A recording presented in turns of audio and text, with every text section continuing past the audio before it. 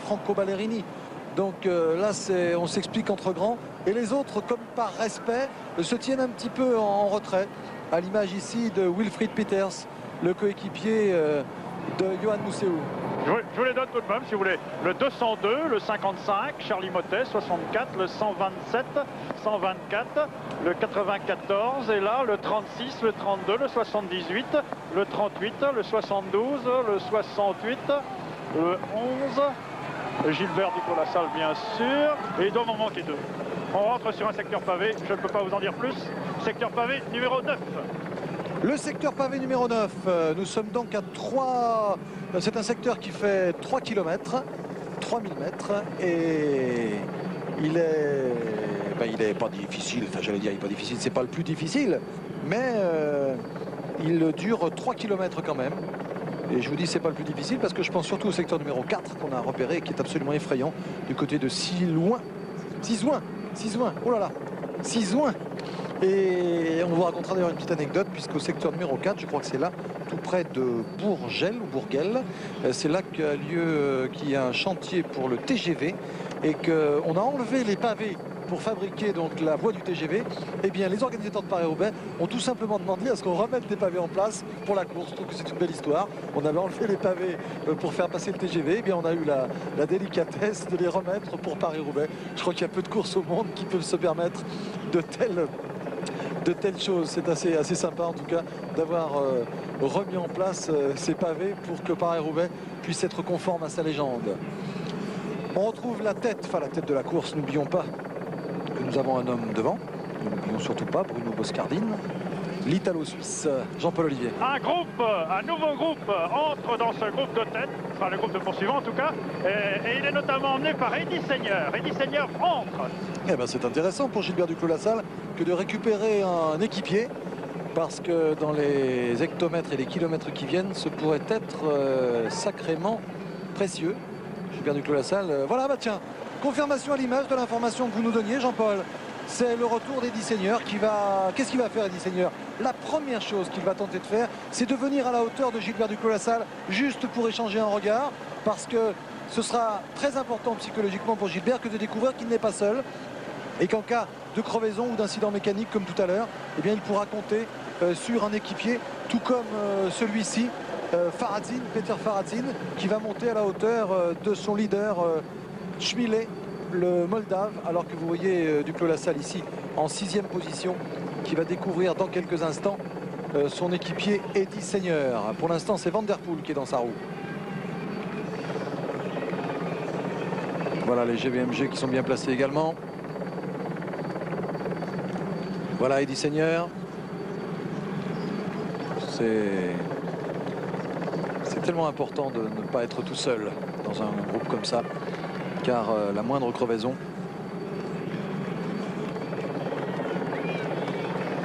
et je crois que je vais dénoncer Jean Raveillon qui est à mes côtés et qui me dit qu'on retrouve Seigneur à la sortie du chemin des prières. Attention, chute devant. Gilbert Duclos-Lassalle est venu. Voilà Schmile qui passe en cyclocrossman sur l'extérieur de la route. C'est peut-être Rob Armeling qui est tombé devant, mais Gilbert est reparti sans mal. C'est en tout cas un coureur de TVM. Je crois qu'il s'agit de Rob Armeling qui a provoqué cette chute. On reverra ça au ralenti tout à l'heure. Pour l'instant, on voit Frédéric Moncassin ici, derrière. Là, regardez comme Frédéric, derrière Jean-Marie Leblanc avec son dossard 55. Il est fou de colère. Il a été victime de la chute, il prend son bidon, bon réflexe, mais il va devoir attendre le dépannage. C'est comme ça qu'on perd un Paris-Roubaix. Regardez l'écart comme il est important. Ils sont quelques-uns seulement à avoir réussi à se sortir de ce bourbier. Ah, tout le monde est presque tombé, mais je crois que à l'avant, on va retrouver quelques-uns des grands leaders. Il y en a encore devant, Gilbert Duclos-Lassalle est là. On va faire le point, mais décidément... Oui. Quand vous ferez le point, eh bien, Ludwig et deux de ses équipiers vont réintégrer également le groupe de tête. Ludwig, ils vont avoir du mal parce qu'il y a eu la chute derrière qui a tout bloqué. Et Gilbert Duclos-Lassalle le sait bien. Tout à l'heure, Gilbert a été le grand perdant, le grand malheureux de la chute, de la traversée de Walers-Saint-Rambert. Là, il s'en sort bien. Gilbert Duclos-Lassalle, il va falloir faire le point et voir quelles ont été les victimes de cette chute. Voilà pourquoi les leaders restent toujours à l'avant. Regardez. Gilbert n'est pas tout seul, Eddy Seigneur est passé, ça peut compter aussi. Schmile est derrière également. Regardez Duclos, voilà l'homme des pavés. Voilà ce qui fait sa force. Démonstration de Gilbert Duclos-Lassalle.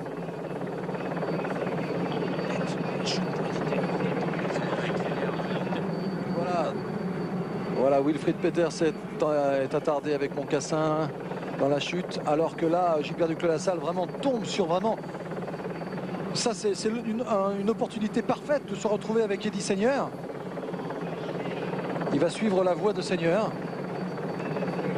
alors que devant, il y a encore des hommes. Alors, on va essayer de faire le point là, parce que là, il s'agit de Francky Andreu. Le moteur là. Alors, bien sûr, Johan Mousseau est là. Vous voyez, quand on est devant, on évite les chutes. Hein. C'est une règle simple. Mousseau qui est plein de boue en effet, et qui a dû être victime également de la chute. Alors, est-ce que c'est Chmilet qui est là? Oui, semble-t-il. Alors là, je ne sais pas si Jean-Paul va pouvoir retrouver la course et nous donner l'identité des coureurs qui ont pu passer. Ça, voilà, le cyclocrossman, Adrie Van Der Poel, c'est son terrain aujourd'hui. Oh là là, ça devient vraiment terrible comme terrain. Et on retrouve ici, c'est l'homme de tête. Et en tout cas, l'écart n'est pas très important. Hein. On est vraiment revenu sur lui. Donc on va essayer de faire un point. Boscardine. Derrière lui, on va retrouver les hommes. Donc Adrie Van Der Poel, c'est sûr. Ce coureur de Nové-Maille, c'est Nico Verhoeven. Donc on l'a dit, il y a Van Der Poel. Derrière, on va retrouver Johan Mousseau, je pense. Non, c'est peut-être Chmilet.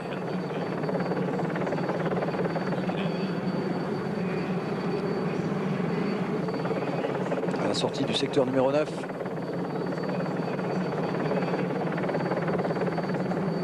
Il s'agirait de Peter de Klerk, semble-t-il, mais on ne vous le jurerait pas. Bon, Ballerini est toujours là, avec donc Tansarou. Il y avait tout à l'heure Mousseau. C'est lui, en effet. Patrick, je confirme que c'est lui, effectivement. Il y a là aussi, eh bien, Ballerini. C'est bien de Klerk qu'on a vu avec son maillot rouge. C'est de Klerk qui était là. Non, vous avez eu Chmilet aussi. Hein. Ah, moi je pensais Chmilet ou de Klerk, j'hésite. C'était Chmilet. C'était Chmilet. Et c'est Robert Meling ou pas? En tout cas, celui-là, il a ce qu'on appelle un coup de barre. Hein. Et derrière, un groupe s'est reformé avec Gilbert Duclos-Lassalle. Oh là, il est puissant, y avait Verhoeven également. Oui, on a donné Mousseau, Verhoeven, donc Boscardine devant, Adrie Van Der Poel, Ballerini. Attendez, on va remonter. On va remonter. Ça s'est encore passé sur une chute. Hein. Décidément, il faut être devant. Il faut rester devant encore.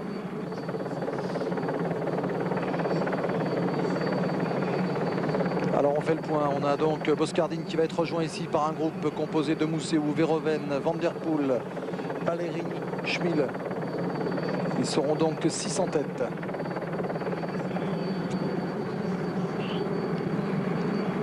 Il y a eu un nombre vraiment considérable de chutes aujourd'hui. Ce qui est dû bien sûr à l'état des routes. Mais c'est ça, Paris-Roubaix.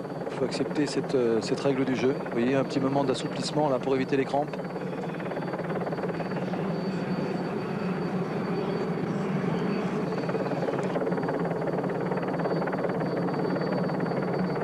On va retrouver Duclos, le voici, avec donc toujours Seigneur avec lui.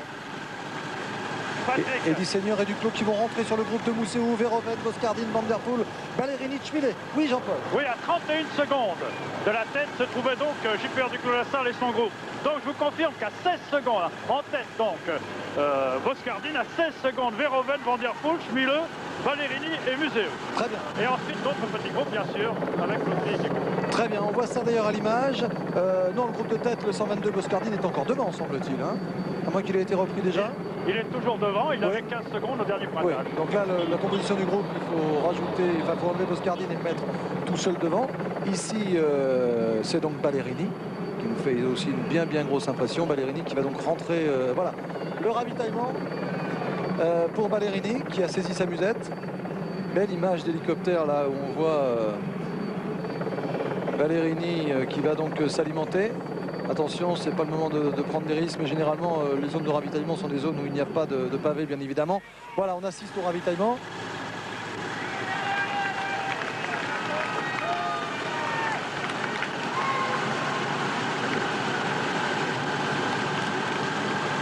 Tout s'est passé sans trop de problèmes. C'est vrai que c'est plus facile de faire un ravitaillement lorsqu'on est une quinzaine d'hommes que lorsqu'on est un peloton de 200 coureurs dans une classique. C'est évident, alors que la pluie, vous le voyez, la pluie s'ajoute. On aura tout dans ce Paris-Roubaix, de la neige ce matin, de la pluie maintenant.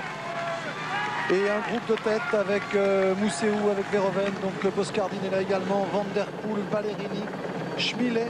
Et derrière, tout près derrière, le groupe du Clos Lassalle qui va peut-être profiter sûrement même du ravitaillement. Boscardin a été repris, donc regardez Ballerini qui dit si on veut rouler les enfants c'est maintenant, si on veut tenter de piéger du Clos Lassalle, car il y a 18 secondes seulement d'écart entre ce groupe où on reconnaît Schmillet, où on reconnaît donc Ballerini, ici Van der Poel, ici Johan Mousseau.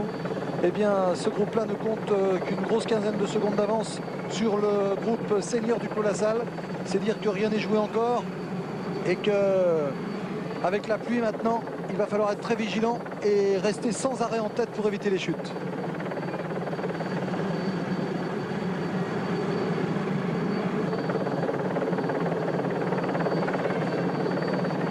Schmillet avec Johan Mousseau. Ah oui, il se retourne, Johan, il comprend, il se dit bah, c'est peut-être pas ce coup-ci encore que je vais me débarrasser du vieux. Et le vieux, c'est Gilbert du Clos Lassalle. C'est beau d'être vieux à 40 ans quand même, à 39 ans. Ah, alors là, on est dans l'hélico, on retrouve la moto. Condition de travail un peu particulière, mais c'est Paris-Roubaix. Voilà l'homme qui a provoqué ces accélérations. On a vu donc Franco Ballerini aussi. On voit ici Johan Mousseau, le vainqueur n'est pas loin.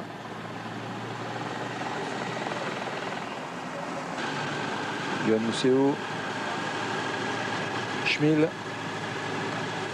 Ah, ça fait vraiment du beau monde. Nico Verhoeven, l'invité de dernière heure de ce groupe, avec une attaque. Peut-être tout simplement Johan Mousseau, non? Patrick, le groupe du Clos revient là aussi. Hein. Oui, ben Mousseau a vu qu'il revenait parce qu'il a décidé d'attaquer. Attaque de Johan Mousseau, pris en charge tout de suite là par un groupe avec... alors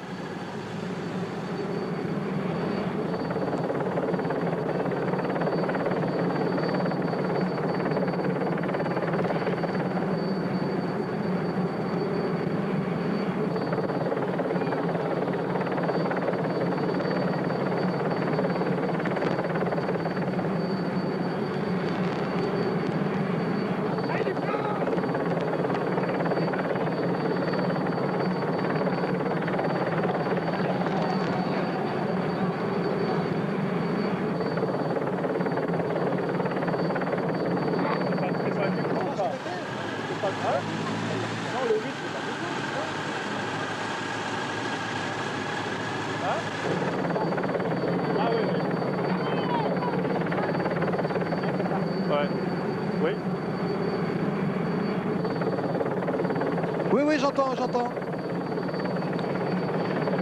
Faut me remettre mon écran là. Voilà, je pense que nous sommes à l'antenne, je l'espère en tout cas pour vous. Alors, nous sommes toujours dans Paris-Roubaix. Moi, je n'ai pas d'image, mais je sais que vous la suivez. Schmillet, André Schmillet, me dit-on, a démarré. Patrick, oui, Jean-Paul. Je vous le confirme, et il possède maintenant à peu près 300 mètres d'avance sur le groupe de poursuivants, le groupe du Clos Lassalle, qui est aidé également par Rémi Seigneur ici dans ce groupe. Alors si c'est le groupe du Clos Lassalle, ça veut donc dire que le groupe du Clos est revenu absolument sur Boscardin, Verhoeven, Van der Poel, voilà. Ballerini et Mousseau. Donc nous avons un homme en tête, André Schmillet. Et avec derrière Schmillet, donc on va retrouver Duclos, Seigneur, Mousseau, Verhoeven, Boscardin. Et ici, donc on va retrouver l'homme de tête, André Schmillet. Et voilà, l'image est revenue. L'image est revenue. Nous sommes au kilomètre 213, à 55 km de l'arrivée. et Schmilé tente sa chance. Alors que derrière, messieurs, il va falloir réagir, car si vous laissez André Schmilé partir seul, vous risquez de ne pas le revoir. Donc il faut réagir, et qui décide de le faire? Yoann Mousseau, bien sûr, alors que Schmilé peut compter en plus sur un équipier qui, c'est sans doute De Klerk bien évidemment, qui va sans doute protéger la fuite de son leader, alors que Baldato, lui, est en train de représenter Yoann Mousseau en tête du peloton pour revenir donc sur André Schmilé. Duclos-Lassalle. Baldato-Botaro. Alors que derrière, il y a un contre là qui est en train de s'installer pour revenir sur Schmilé. Gilbert Duclos-Lassalle a choisi de ne pas faire d'effort pour revenir sur le coureur de TVM qui est parti. Peut-être Johan Capiotte. Ce serait étonnant qu'on laisse partir Johan comme ça. C'est un des vainqueurs potentiels de Paris-Roubaix. En tout cas, Schmilé a réussi à partir. Un coureur de TVM est en contre. Alors qu'on m'apprend qu'à l'antenne, votre image n'a pas été coupée tout à l'heure et nous en sommes ravis. Patrick, vous avez donc vu sans doute l'attaque de Schmilé. Jonction dans un instant avec le groupe Motel-Ludwig. Jonction du groupe Motel-Ludwig avec la tête. Oui, c'est mauvais signe ça. Enfin, c'est mauvais signe.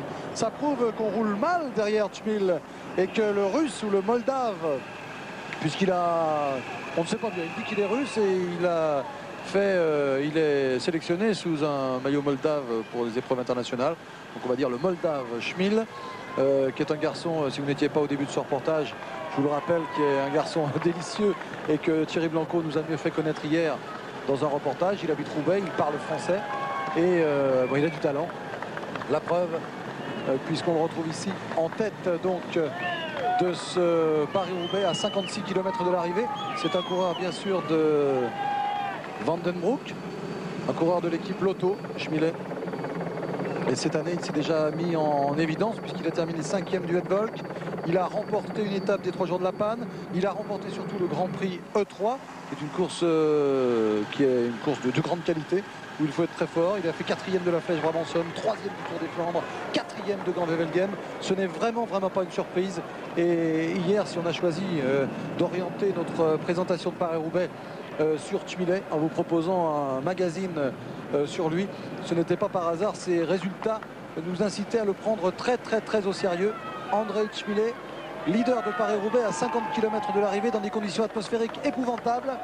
Les derniers secteurs pavés vont être terribles, et notamment la zone 4 qu'on abordera tout à l'heure. La zone 4 qui est située à 26 km de l'arrivée et qui est vraiment dans un état absolument déplorable. Et ça va être du cyclocross plus que du cyclisme traditionnel. Là pour l'instant, on va entrer dans la zone numéro 8. La zone 8, du côté de Ouatissar. Nous sommes à Atiche et nous allons rentrer donc dans la zone pavée numéro 8. Nous y sommes. Zone longue de 2 km 100. Alors que derrière, la poursuite s'organise. Yoann Mousseau au premier plan, Adrien Van Der Poel en 3e position. Yoann Mousseau va passer en tête, il est en tout cas en 3e position pour l'instant. Gilbert Duclos-Lassalle bien placé également, on accélère. Là, c'est Gilbert qui décide d'accélérer. Oh là là, ce sont des acrobates. Regardez la roue arrière de Gilbert, regardez les écarts de la roue arrière de Duclos-Lassalle. Et Adrien Van Der Poel très à l'aise également, et 4e, 5e seulement maintenant. Oh, Duclos est vraiment un acrobate formidable. Yoann Mousseau est bien aussi. Attention à Capiotte aussi. Hein.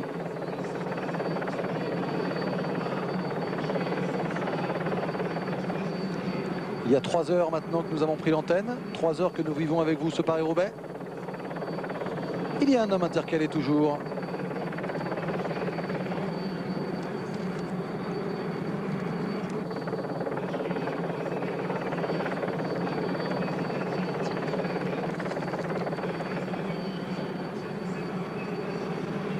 Voici l'homme de tête, Schmilé.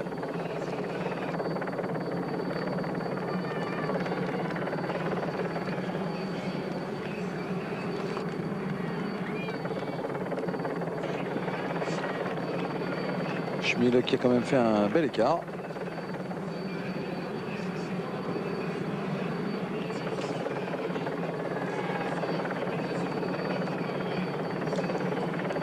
C'est Rob Harmeling à nouveau qui est là. Et oui, c'est lui. Quelle course il aura fait, Rob Harmeling, en éclaireur pour Johan Capiot. Il est là en deuxième position derrière Schmil. On l'a vu depuis le début de ce reportage, Rob Harmeling. Il est toujours aux avant-postes.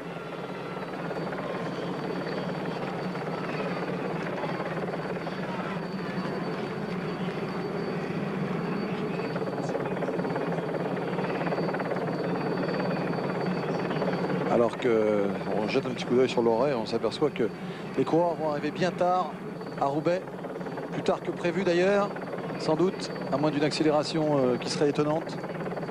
Alors qu'on nous annonce que Fidanza vient de chuter derrière.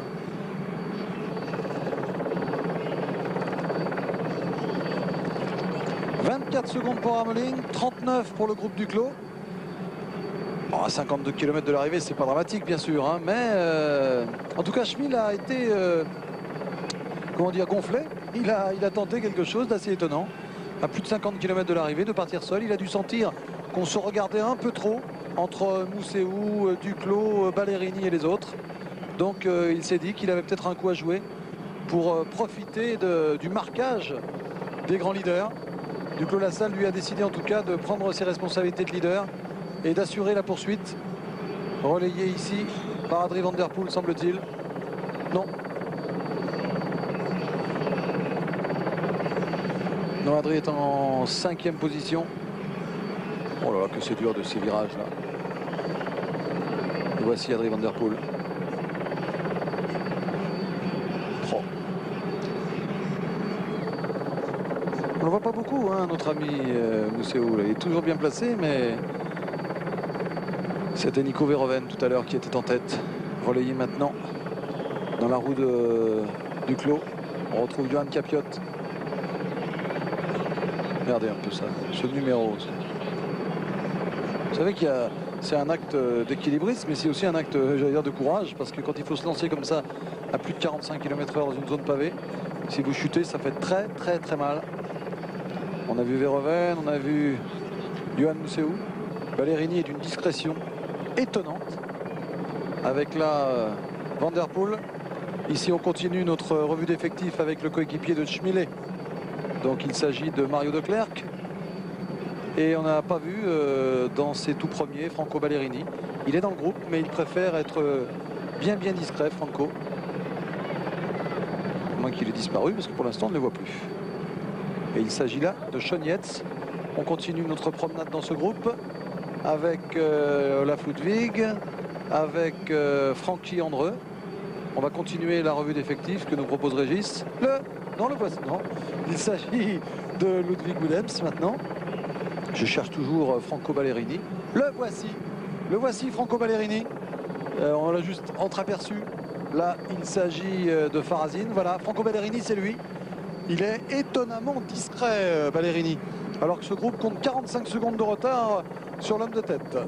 Et il faudrait peut-être réagir. Le voici, l'homme de tête. Schmil sous la pluie. 45 secondes d'avance pour André Schmil.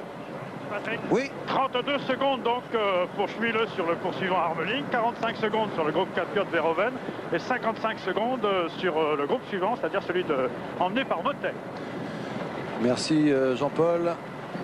Schmil qui relance ici, qui sent qu'il a un bon coup à jouer. Donc le troisième groupe, pourquoi le troisième groupe? Parce que Schmil, on va l'appeler le troisième groupe, le premier groupe, Harmeling le deuxième.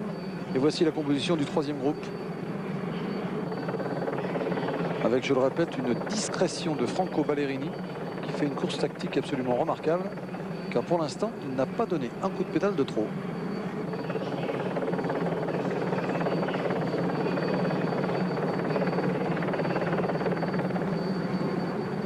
Schmil a vraiment bien couru aussi tactiquement, c'est gonflé ce qu'il a fait. Mais je répète, son objectif est de profiter de la petite guerre des nerfs que se livrent les grands favoris de la course. Il faisait partie des favoris bien sûr, mais on parlait beaucoup aussi de Ballerini, de Mousseau, de Duclos, de la Ludwig. Eh bien tous ces coureurs sont en train de se livrer à un véritable marquage derrière. Et Schmil, lui,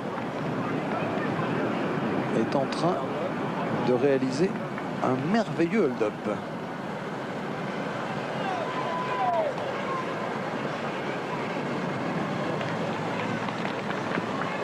nous annonce derrière que Harmeling serait repris par le groupe Duclos, Ballerini, Mousseau.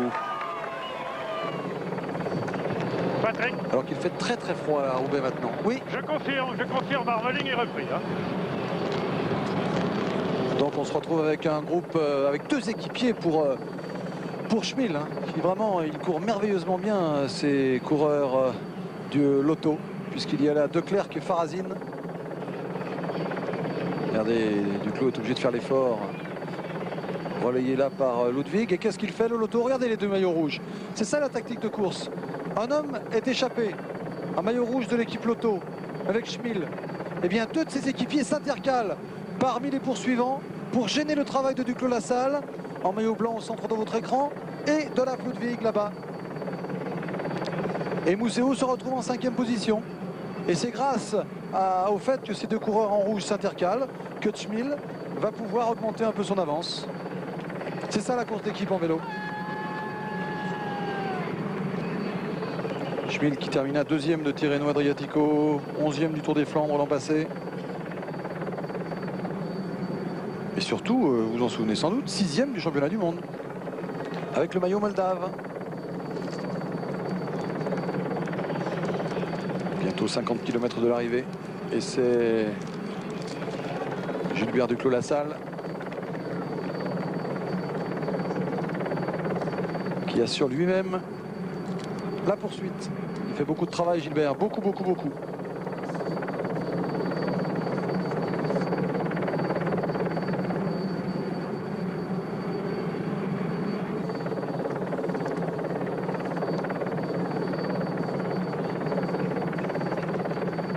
Voilà, on ne sait pas quelle tactique adopter là, c'est très clair. Hein. Regardez l'hésitation de Johan Mousseau. Mais qu'il court bien, c'est l'auto, qu'il court bien. Van den Broek doit être très content de voir deux équipiers de Schmil se placer ici en tête du peloton. Belle démonstration de course d'équipe. Alors maintenant, eh bien, Schmil est devant. Et il n'a plus le choix. Il reste 50 km, c'est énorme.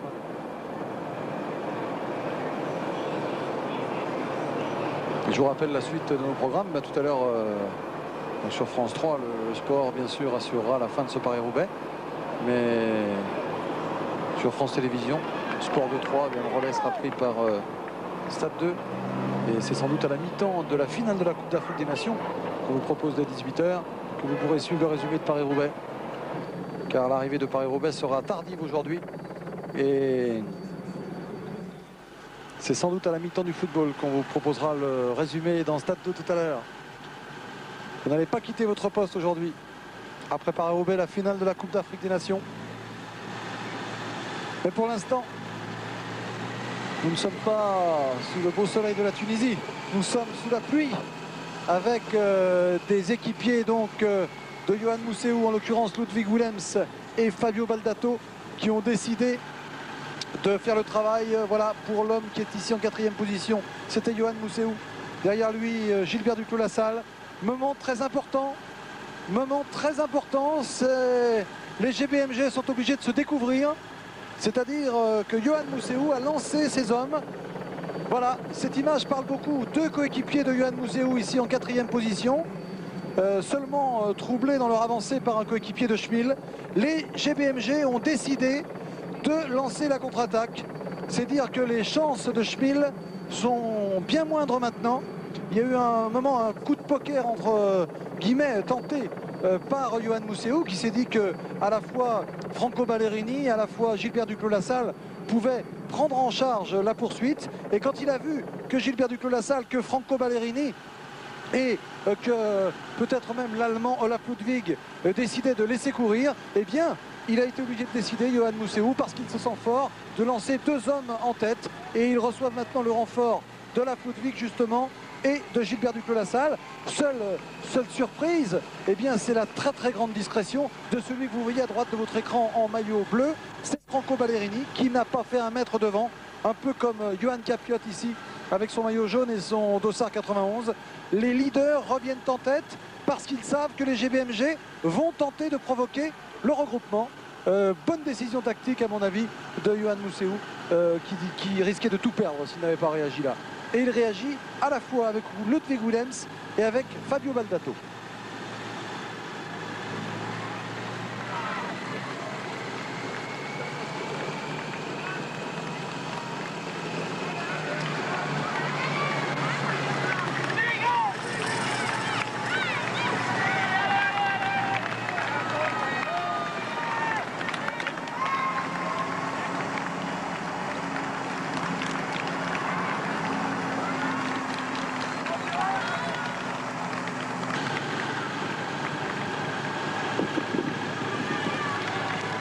Et voilà, confirmation donc maintenant que les équipiers de Yoann Mousseau ont pris la poursuite en main.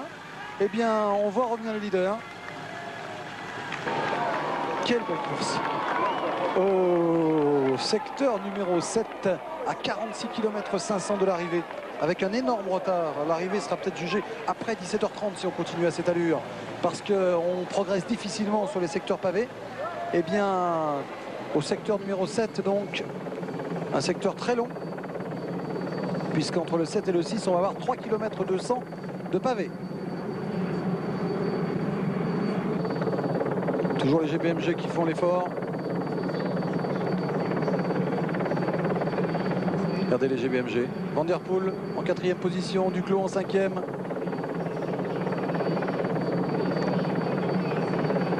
Regardez, il y a une petite passe d'armes entre guillemets, là, le maillot rouge, l'auto, là.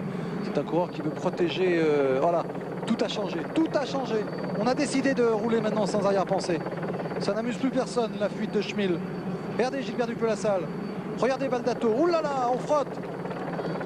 Oh, ça me fait très peur ce virage, ça me fait très peur. Oh, quel acrobate Gilbert. Vous avez vu comme il est passé à l'intérieur. Alors qu'il y a au moins 1 minute d'écart à l'entrée de la zone pavée. Il faut réagir.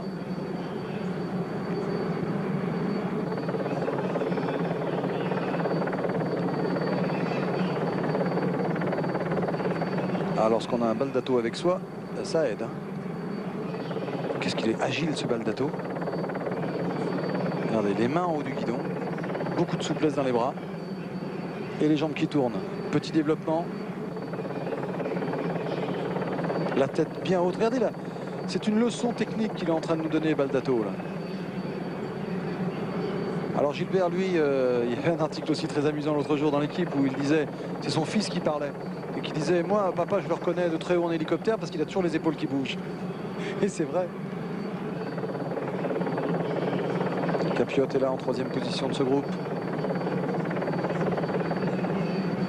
Ça ne m'étonnerait pas qu'on assiste encore à des bouleversements importants parce que la route est tellement glissante. Le moindre petit écart et tout peut être mis en cause à nouveau. Baldato devant Gilbert Duclos-Lassalle, devant Yoann Capiot. Et les motos sont là. Regardez les motos. Que c'est dangereux.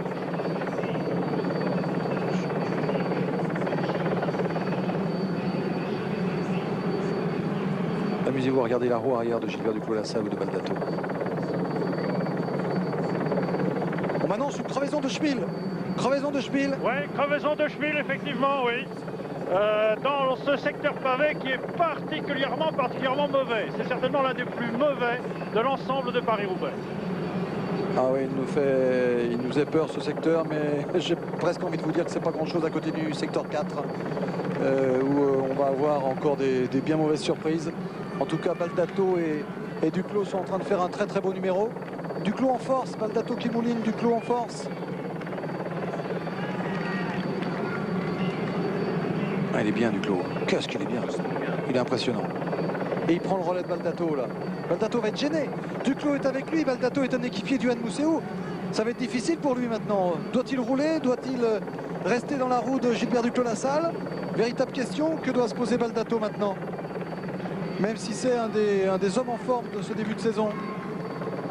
Ça nous rappelle des bons souvenirs de voir Gilbert comme ça. Baldato, je vous rappelle tout ce qu'il a gagné depuis le début de la saison. Enfin, toutes les places qu'il a faites. Attention à ce virage aussi. Mousseau n'est pas loin quand même. Baldato donc qui a réalisé un début de saison absolument époustouflant. 3 fois deuxième d'étape du Tour méditerranéen, 2 victoires d'étape dans Paris-Nice, alors que Duclos dit à Baldato, faudrait peut-être... Alors Ballerini, tiens, ça c'est important, Ballerini avec Capiot dans sa roue. Paris-Roubaix se joue maintenant. Ballerini est passé aussi à l'offensive, avec Capiot qui prend le relais, à 45 km de l'arrivée, Gilbert Duclos-Lassalle en 3e position. Capiot, Ballerini, Duclos. Baldato est un peu en retrait sans doute pour rester près de son leader Yoann Mousseou. Et devant Schmilet, victime d'une crevaison tout à l'heure, mais très vite bien sûr dépanné puisqu'il était en tête, a sans doute perdu un peu de temps et à mon avis le prochain pointage ne lui sera pas favorable. D'autant plus que Gilbert Duclos-Lassalle en remet une petite couche ici. Ballerini dans sa roue, on va vite, on va très très vite. Ça s'annonce assez mal pour Schmilet. Nous sommes dans le secteur 6, 3 km 700, un secteur difficile, d'autant plus qu'il a beaucoup plu dans ces dernières heures sur ce parcours-là. Gilbert Duclos-Lassalle idéalement placé en tête, alors que Schmitt ne compte plus que 40 secondes d'avance sur... Patrick, 40 secondes d'avance, 40 secondes sur merci. les 4.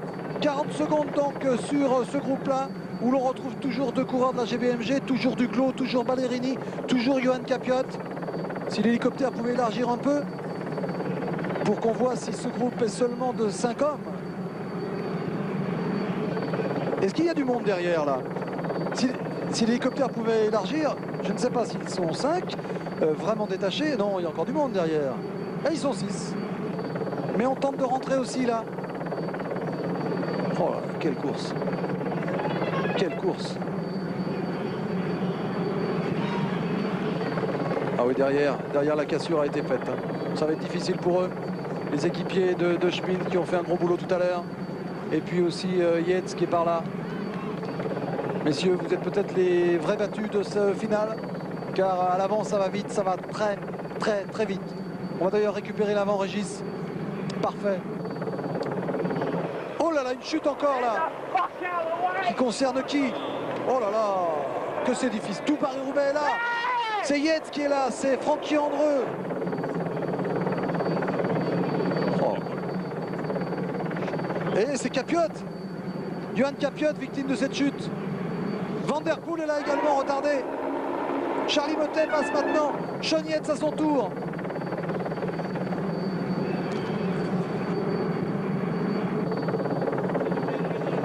Et on remonte encore pour retrouver la tête de la course.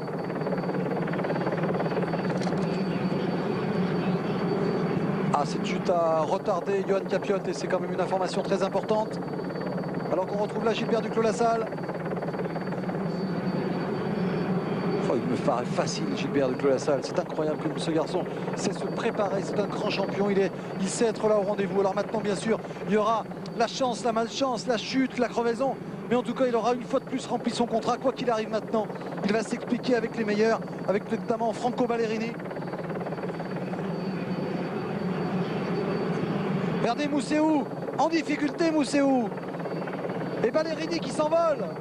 Ça me rappelle une scène de l'an passé, ça. Ballerini qui s'envole et Gilbert Duclos-Lassalle avait pris sa roue l'an passé. Et là, c'est Yoann Mousseou qui parvient à prendre la roue. Gilbert Duclos-Lassalle à quelques longueurs. Fantastique passe d'armes entre les 3 hommes. Franco Ballerini, Yoann Mousseou, Gilbert Duclos-Lassalle. Regardez ce secteur, c'est inouï. De l'eau jusqu'au pédalier. Et derrière, attention, c'est important pour Mousseou, Fabio Baldato a réussi à prendre le bon wagon. Baldato, Gilbert Duclos-Lassalle, Yoann Mousseou avec Ballerini et Schmilet toujours devant. Crevaison de la roue arrière. Oh qu'il est malheureux, Franco Ballerini, qu'il est malheureux. Ballerini passé ici par Baldato. C'est terrible, c'est la 2e fois qu'il est victime d'un coup du sort comme ça. Ballerini qui lève la main pour faire signe qu'il a crevé. Devant, on va en profiter, c'est la loi du sport. Avec Duclos, avec Yoann Mousseou, avec Baldato. Et tout à l'heure, on a vu la moto dépannage qui était tombée. La moto jaune de dépannage, donc Ballerini ne sera pas dépanné tout de suite. C'est terrible ce qui arrive à Franco ici. Oh là là, Ballerini, victime. Regardez sa roue. C'est impossible de rouler dans des secteurs comme ça avec une roue arrière crevée. Regardez comme ça patine. Il va tomber s'il continue comme ça, Franco. Il va tomber.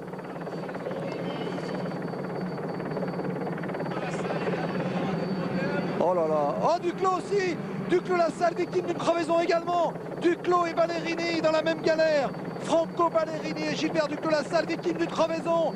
Et devant, les autres s'en vont. Yoann Museeuw et Fabio Baldato. Les deux hommes avec une roue crevée qui tentent de revenir. Crevaison pour roue arrière de Ballerini. Crevaison pour Gilbert Duclos-Lassalle. Il continue malgré cela avec les deux hommes de devant. Museeuw et Baldato, les deux coéquipiers de l'AMG qui continuent à la poursuite de Schmilet. Et les voitures ne peuvent pas passer derrière parce qu'il y a eu des chutes et les motos crevaisons ont chuté, donc il est impossible de faire. Regardez comme on passe quand on a une roue normale par rapport à une roue crevée. La seule chance ici pour Duclos-Lassalle, c'est que Eddy Seigneur ou Gouvenou, un de ses équipiers qui était là tout à l'heure, parviennent à revenir à sa hauteur. Mais c'est du temps. Adrien Van Der Poel vient de passer. C'est du temps précieux là que vient de perdre Gilbert Duclos-Lassalle et Franco Ballerini. C'est terrible cette image. Et il continue avec sa roue arrière crevée. Il limite les dégâts. Les coéquipiers de Schmilet arrivent aussi. Ça va changer toute la face de cette course. Si Gilbert Duclos-Lassalle perd Paris-Roubaix aujourd'hui, c'est là qu'il l'aura perdu. Ballerini ne parvient même plus à avancer. Et Gilbert, lui, continue. Quand sera-t-il dépanné? Quand seront-ils dépannés? Le premier et le deuxième de Paris-Roubaix l'an dernier. Vous les avez à l'image. Gilbert Duclos-Lassalle vainqueur. Deuxième Ballerini à 8 cm seulement. Ils sont à nouveau réunis aujourd'hui. Réunis dans l'infortune. Il n'y a même pas un cycliste au bord de la route qui aurait une roue arrière à offrir à Gilbert Duclos-Lassalle. Il y a des vélos là au bord de la route. Peut-être quelqu'un peut-il lui offrir sa roue? Ça s'est fait dans les tours passés, dans les grandes légendes du Tour de France. Vous voyez la moto, c'est une moto information qui demande de l'aide, qui explique que Franco Ballerini, que Gilbert Duclos-Lassalle, Gilbert, voilà, la moto jaune est arrivée. La moto dépannage va pouvoir donner une roue arrière à Gilbert Duclos-Lassalle. Franco Ballerini s'est arrêté également. Le dépanneur va ensuite s'avancer vers lui. Regardez, c'est un spectateur qui l'aide, qui enlève sa roue arrière, alors que Gilbert Duclos-Lassalle lui est dépanné. Quel temps même, et c'est normal, c'est boueux. Ballerini qui revient à pied pour réclamer une roue arrière. Voilà, on l'a sorti maintenant. Il va être dépanné à son tour. Gilbert Duclos-Lassalle va pouvoir repartir. Ils ont perdu plus d'une minute. Ce sont des secondes qu'on ne rattrape pas généralement. Alors que Schmilet est en train à l'avant aussi de changer de vélo, on nous l'annonce. Et on repart avec Gilbert Duclos-Lassalle. Et on va assister à un formidable suspense maintenant. L'actualité est à l'avant bien sûr, mais Gilbert Duclos-Lassalle va se lancer. Il en est capable, Gilbert Duclos-Lassalle. Il est capable de revenir. C'est un grand champion, victime d'une crevaison dans un secteur là où il ne fallait pas crever. Franco Ballerini et Gilbert Duclos-Lassalle, les deux héros de Paris-Roubaix l'an passé, se sont retrouvés ensemble. Et on va remonter maintenant, on va revenir à l'actualité. Une dizaine, une quinzaine, une vingtaine, que dis-je, de coureurs sont passés. Gilbert Duclos-Lassalle et Ballerini vont se lancer dans une course désespéré peut-être, et c'est devant avec Yoann Museeuw, avec Fabio Baldato, avec Schmilet également, que va peut-être se jouer ce Paris-Roubaix. Mais ces images-là, celles qu'on vient de voir, seront rentrées elles aussi dans la légende de Paris-Roubaix. Duclos et Ballerini, surtout Duclos ces 2 dernières années, ont su gagner peut-être et inscrire les plus belles pages de Paris-Roubaix dans l'histoire de Paris-Roubaix. Bien aujourd'hui, ils sauront peut-être perdre, car ces images-là étaient belles également. Et ces images-là, eh bien, lorsqu'on perd comme ça, eh bien, ma foi, on ne peut que s'incliner, c'est la malchance. Mais c'était tellement, tellement beau. Et je crois que toute la beauté de Paris-Roubaix est résumée ici. Regardez, regardez où passent les coureurs. La moto nous montre où passent les coureurs. Vous comprenez maintenant. Allez, on va essayer de retrouver, on n'a plus vraiment de moto dans la course, Patrick. Vous l'avez vu? On a Jean-Paul, oui. Oui, je suis resté en compagnie de Schmilet, tant bien que mal d'ailleurs, comme vous le savez, sur les pavés. Et Schmilet avait l'air facile, il avait un rictus d'ailleurs de satisfaction sur ses pavés. On le sentait tout à fait en pleine unité avec lui-même. Et je crois que nous allons avoir un écart dans un instant, un écart à la sortie de ces secteurs pavés. Il a changé de vélo et Jean-Luc Van Den Broek nous a fait un signe selon lequel, eh bien, pour son coureur, tout allait remarquablement bien. Et ben on retrouve Schmilet. On le retrouve ici en tête de la course avec Van Den Broek, Jean-Luc ici, qui le conseille donc Schmilet, qui est lancé donc et qui a une belle allure. C'est vrai, Jean-Paul a raison de le souligner, qui va même penser à s'alimenter un peu là, car pas question d'être victime d'une fringale. Non, non, il ne faut pas aller chercher devant, là, il n'y a personne devant. Hein. Ou alors, c'est qu'il s'est passé beaucoup de choses pendant qu'on était avec Ballerini et Duclos. Il n'y a personne devant, là. Non, non, l'hélico, non, non. Non, non, il n'y a personne devant, là. Non, non, non, non, monsieur l'hélicoptère. C'est derrière que ça se passe. Voilà, on va retrouver Schmilet en tête de cette course. En tout cas, quel spectacle. Oui, la voiture direction de course est là, c'est un indice. Donc Schmilet est bien le leader de ce Paris-Roubaix pour l'instant. Schmilet seul en tête, avec derrière, on retrouvera dans quelques instants sans doute un petit groupe où il y aura Yoann Museeuw, où il y aura Baldato.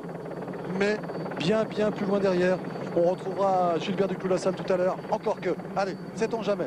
On essaie de faire un point. Schmilet à moins de 40 km de l'arrivée. Schmilet seul en tête de Paris-Roubaix.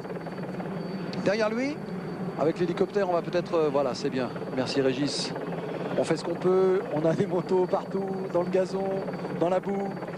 Alors là, on va essayer de jouer aux devinettes pour découvrir ce coureur en deuxième position. Mousseau peut-être, hein? Ah oui, ça pourrait bien. Hein. Ouais, on va dire Mousseau, allez. Oui.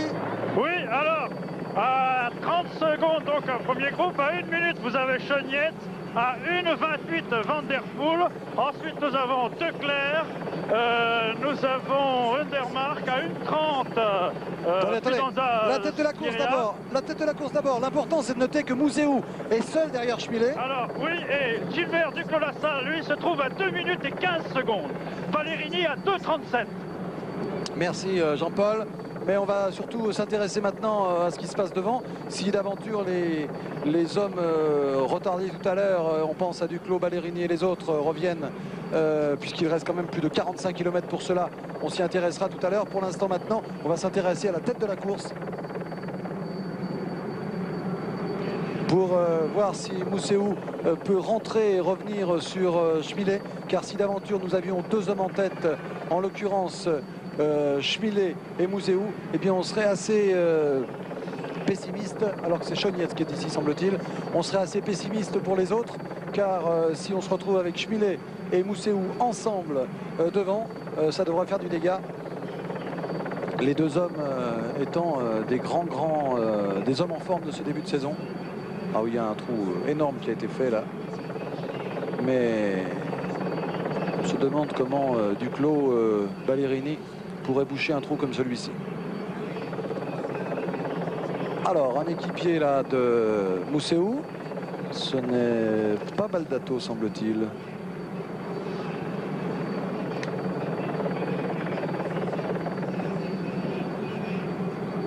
Ludwig Willems, peut-être. Oui, c'est Ludwig Willems. C'est lui. Ludwig Willems. Et devant lui, eh bien devant lui, il s'agit de Bottaro. Merci Régis Forestier de nous aider comme ça avec l'hélicoptère, de nous montrer le maximum de choses. Car les motos, vous le comprendrez, sont absolument inopérantes en ce moment, car elles ont été victimes d'incidents divers et variés. Alors qu'ici, ben, ça doit être tout simplement Musseux, bien sûr, qu'on a vu tout à l'heure. Ouais. Voilà, bah écoutez, la course est claire. Schmilet seul devant, Mousseau en deuxième position, Bottaro en troisième position, Ludwig Willems en quatrième position, donc le coéquipier de Johan Mousseau. C'est dire que cet homme-là que vous voyez actuellement avec son dossard 31, eh bien Johan Mousseau a vraiment le beau rôle, car c'est difficile d'être mieux placé. Deuxième derrière Schmilet, qu'il va reprendre à mon avis très vite. Et encore que il est là Schmilet, oui. Et puis derrière, eh bien, en quatrième position, il a un équipier, Johan Mousseau, qui a remporté cette année derrière déjà Kurne, Bruxelles-Kurne, et qui a terminé quatrième du Grand Prix E3, remporté donc par Schmilet, on vous le disait tout à l'heure. Et puis surtout, Johan Mousseau a fait deuxième du Tour des Flandres et troisième du Grand Wevelgem et quatrième du Het-Volk. C'est déjà pas mal sur une carte de visite. Mais il lui manque cette année une première grande victoire, lui qui porta le maillot jaune dans le Tour de France cette année, vous vous en souvenez. Eh bien, cette victoire, si d'aventure rien ne devait changer, mais on ne sait jamais, tout ce qui est arrivé tout à l'heure, comme malheur à Ballerini et à Gilbert Duclos-Lassalle, ces malheurs peuvent arriver bien sûr à d'autres. Eh bien, si d'aventure la victoire se jouait entre Schmiel et Johan Mousseau, ce ne serait pas vraiment une surprise, car c'est vraiment deux des hommes en forme de ce début de saison. Mais quelle belle course nous avons vécue aujourd'hui. On a tout eu, tout. Tous les regroupements avec les leaders, les accidents en direct. Nous avons vu la crevaison de Duclos, la chute de Duclos tout à l'heure, la crevaison de Duclos ici, la crevaison de Ballerini, ce fameux dépannage, cette traversée de Wallers-Sarambert. Alors qu'ici, on va se retrouver sans doute avec les deux hommes en tête dans quelques instants. Mais je vous le rappelle, ce n'est pas terminé Paris-Roubaix. Ce n'est pas terminé du tout. Il reste des zones pavées. Et quelles zones pavées? Du côté de Templeuve, du côté de Sizouin. Alors que 8 secondes seulement de retard pour Johan Mousseau sur Schmil, c'est dire que rien n'est joué encore entre les deux hommes. Ah, si les deux hommes s'entendent tout à l'heure, ça s'annonce assez mal pour leurs opposants. Ça va être intéressant d'ailleurs de découvrir la tactique que vont adopter les deux hommes, en l'occurrence Yoann Mousseau et Schmil, car quand on n'est que deux comme ça, généralement on peut se regarder un peu, mais je pense quand même qu'ils ont intérêt tous les deux à unir leurs efforts et à arriver ensemble sur le vélodrome de Roubaix. Ça nous rappellerait aussi des souvenirs, puisque l'an dernier, je vous rappelle que Duclos et Ballerini nous avaient offert un spectacle prodigieux.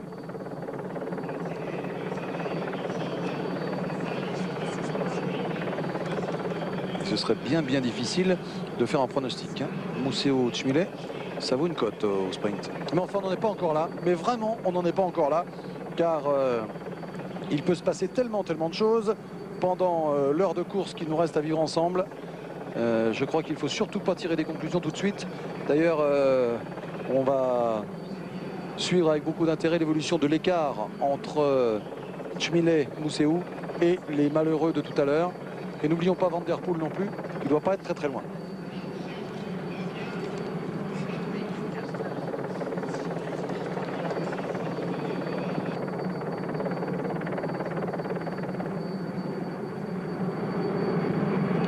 Alors un indice intéressant, c'est que Schmil continue son effort. Il sait qu'on le voit très bien sur ces images. En haut de votre écran Schmil, en bas de votre écran Yoann Mousseau. Eh bien, ils sont tous les deux...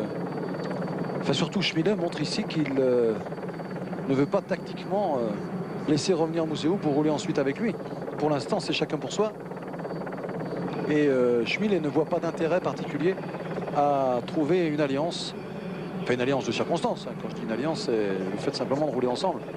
Et j'ai même l'impression qu'à 34 km de l'arrivée, il est en train d'accélérer encore et Yoann Mousseau a bien du mal à revenir. Attention au secteur numéro 4, la zone 4, elle est absolument effrayante.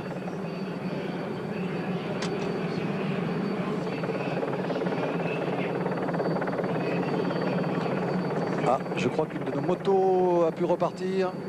Il va peut-être dans quelques instants nous montrer les coureurs qu'elle rattrape. Mais elle est bien loin derrière cette moto. Mousseau qui aussi dose son effort. Hein. C'est ça aussi le grand champion. Il ne se précipite pas.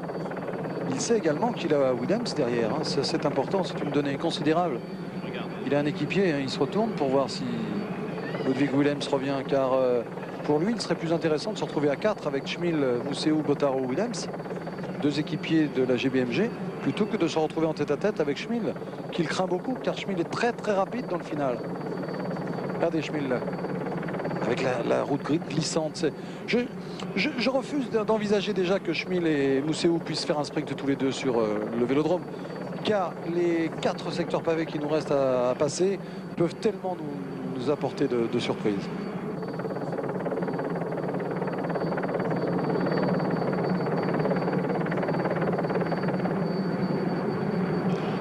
Imaginez la même scène sans hélicoptère et boule webcam, c'est vraiment une invention formidable, car vous avez remarqué qu'il n'y a plus de moto, puis une voiture, il n'y a plus rien, tout le monde est planté à droite ou à gauche, et sans hélicoptère, eh bien nous aurions été obligés de faire un peu de radio, hein, parce que là, c'est dans un confort extraordinaire compte tenu des circonstances qu'on suit.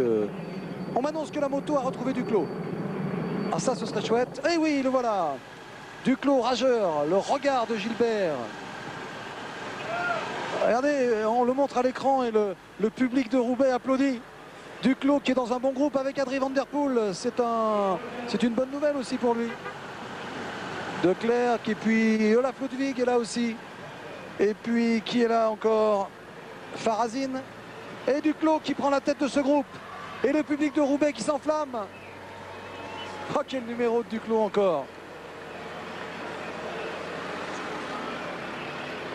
Ça c'est Chirea qui était là, Mario Chirea, beau rouleur également. Oh, il me semble un peu en difficulté, enfin en difficulté on ne sera à moins, mais grimaçant Gilbert Duclos-Lassalle. Il prend le relais ici, le relais de Chirea. Et voilà. Quel homme, quel champion, c'est formidable. vaincu par un coup du sort, mais toujours là, toujours à l'offensive, dans un groupe où Olaf Ludwig et Adrie van der Poel ne peuvent même plus prendre les relais. Enfin, ils vont arriver bien loin, ces gens-là, s'ils ne se mettent pas d'accord. Enfin, c'est pas une question de se mettre d'accord, c'est une question d'avoir assez de force pour rouler. Voilà, c'est bien d'avoir revu en tout cas Duclos Lassalle, Johan Capiot est là également. Et puis Giovanni Fidanza.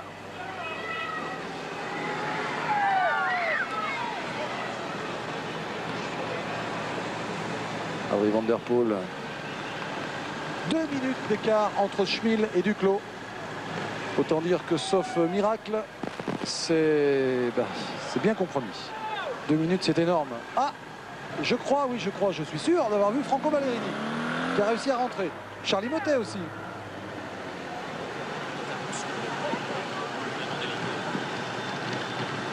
Alors on va revenir à l'avant, attention avec ce secteur pavé, encore une chute là. Non, on reste sur la chute, Régis. La chute. De qui s'agit-il? Capiot. Ouais, c'est ça, Johan Capiot, 91, le leader de l'équipe TVM. Bison, l'équipe de 16 primes. Ah oui, c'est pour ça que cette course n'est jamais complètement jouée. On va aller jeter un petit coup d'œil vers l'avant pour voir si Schmil a été repris par Johan Museeuw. Voilà, Schmil, il est là. L'écart, on va le mesurer bientôt avec l'hélicoptère. C'est la tête de la course, bien sûr. Oui, Jean-Paul. Oui, il y a 40 secondes entre les deux poursuivants dans Willems. Il y a une case attendez. Qu'est-ce que 40 secondes entre qui et qui? 40 secondes entre Willems. Attendez, je suis en train de... Voilà, Gilbert, top pour Gilbert Duclos Lassalle. Cela fait 1,55 de retard pour Gilbert Duclos Lassalle. 1,55 de retard pour Gilbert Duclos Lassalle. Alors qu'il y avait donc Bottaro et Willems comme contre-attaquant à 40 secondes. À 1,15, il y avait Yates et Baldato. Voilà. Merci. Alors Yates, Baldato à 1,15. Oui. Willems et Bottaro à 40 secondes. Oui. Museeuw à une quinzaine de secondes de Schmil. Oui. Et Gilbert Duclos Lassalle, 1,55. Et 1,55 pour Duclos. Enfin, le groupe Duclos. Merci. 1,55 donc pour le groupe Duclos.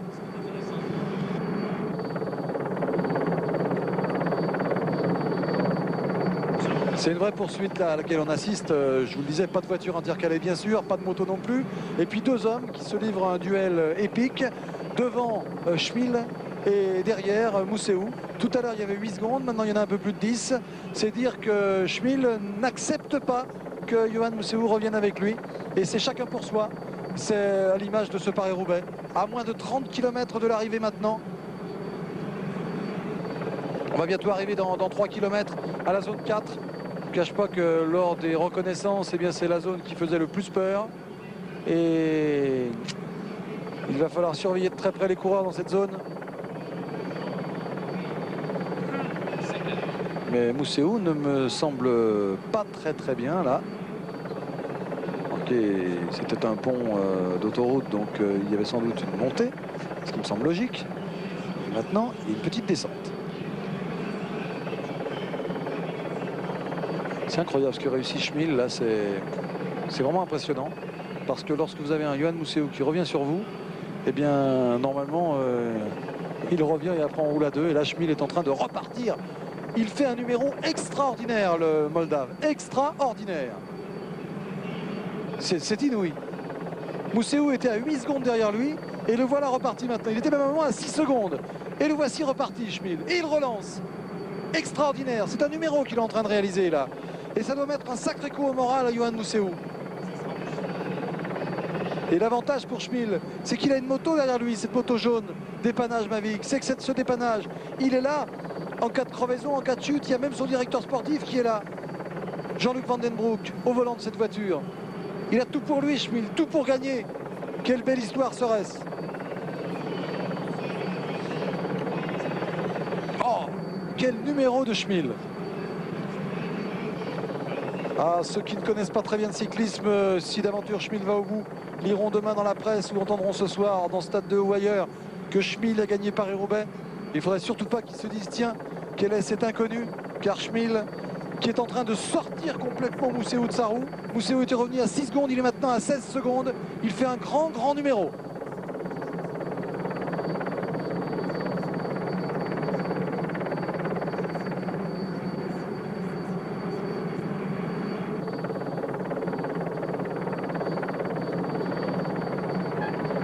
Patrick. Oui, Jean-Paul. Alors, le groupe Duclos-Lassalle se trouve écart inchangé. C'était 1,55 tout à l'heure, c'est 2 minutes maintenant. Les autres écarts sont également inchangés. Tchmil Museux, 16 secondes à mon dernier pointage, 40 secondes avec Botaro Williams, Baldato Yates 15. Et donc, je vous le répète, 2 minutes avec le groupe Duclos-Lassalle Ludwig. Alors, pour ceux qui suivent de très près le cyclisme, il faut rappeler également qu'il y a un... Ceci explique d'ailleurs peut-être cela aussi. Il y a un contentieux entre les deux hommes, entre Yohann Mousseau et Tchmil, qui a eu un problème. Vous savez, on reproche souvent à des équipiers de rouler sur vous lorsque vous êtes échappé, notamment à l'occasion des championnats du monde. Et on se souvient d'une déclaration de Yohann Mousseau qui avait dit ce Tchmil, de toute façon, j'ai une certitude, l'an prochain, il ne fera plus partie de mon équipe. Ce qui s'est confirmé, puisque Tchmil a été récupéré donc, gardé par Jean-Luc Van Den Broek. Et de son côté, eh bien, comment s'appelle-t-il, Yohann Mousseau avait déclaré jamais plus ce Tchmil ne gagnera une classique. Et bien, pour l'instant, ça s'annonce assez mal et pour faire une réconciliation entre les deux hommes. Car Tchmil est en train de faire un gros numéro. On a récupéré une moto, bonne nouvelle, Jean-Luc Van Den Broek. Jean-Paul, êtes-vous près de Tchmil? Pardon? Êtes-vous près de Tchmil? Je suis pas très loin de Tchmil. Pouvez-vous aller voir Jean-Luc Van Den Broek, s'il vous plaît, mon cher Jean-Paul? Tout à l'heure, je vais aller le voir. Effectivement, je vais passer les deux contre-attaquants et je serai près de lui. Merci, mon cher Jean-Paul. Tiens, ben, on va vous faire écouter Tchmil, puisqu'on a un petit moment d'accalmie, entre guillemets. Alors bon, il ne parle pas très bien français. En plus, hier, quand on l'a rencontré, il était un peu, comment dire, il était déjà dans la course. Donc c'est juste pour vous montrer son visage. On va vous faire écouter une phrase. Et lorsqu'on lui avait demandé qui était son favori, il avait quand même dit que c'était Mousseau. Donc c'est assez révélateur quand même. Bon, l'interview n'est pas très bonne, hein, mais c'est surtout l'occasion, même si on voit très bien son visage ici, avec notre moto qui a réussi donc à revenir à l'avant. Oui, mon cher Jean-Paul. Vous pouvez attendre un tout petit instant avant l'interview, parce qu'avant le secteur pavé, donc je voudrais avoir Jean-Luc Van Den Broek. Et... Ah ben non, ça sera pour tout à l'heure. Nous sommes à 6 juin, maintenant c'est un peu trop tard. Merci, très vite on écoute Tchmil. Alors, que nous dit-il Tchmil? On l'écoute. Toujours. Très bonne forme, moyenne. Et les conditions climatiques vous font peur? Non, pas beaucoup. On dit que les pavés sont très glissants, on dit que les pavés sont très dangereux pour demain. C'est toujours les pavés dangereux, mais c'est dangereux pour tout le monde. Quel est votre favori pour demain? Michel. Et vous? On verra à l'arrivée. Voilà, c'est quand même sympa de vous montrer ça, surtout de vous faire écouter ça, parce que Tchmil est moldave, il vient au départ de Russie et il a, je vous le dis, le maillot moldave dans les épreuves internationales. Eh bien, il parle français très bien, il habite à Roubaix, il joue à domicile ici pratiquement, alors que nous sommes ici près du secteur pavé numéro 4.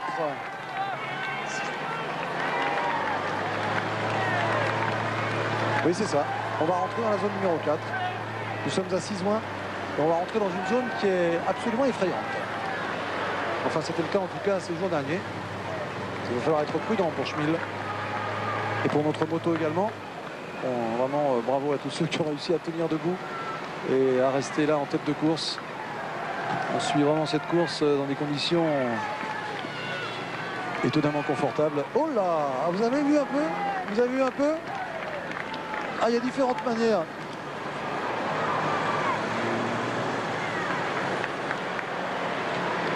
Alors là, c'est quand même étonnant. On va regarder le secteur 4 et après, on verra peut-être au ralenti cette manière peu académique qu'a Tchmil de passer les ronds-points. On fait peut-être comme ça en Moldavie. En tout cas, voilà, on va suivre Tchmil là et attention à la moto car c'est un secteur très difficile ici. Il était très glissant hier. Très glissant.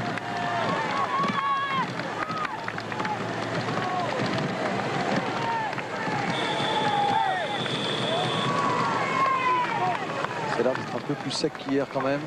Le vent a fait son effet. Le vent très violent qui a soufflé toute la nuit.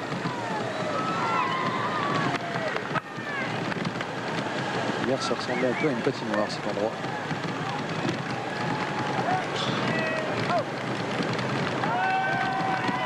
Et le plus effrayant restera peut-être alors le secteur du carrefour de l'Arbre, la zone 2 tout à l'heure.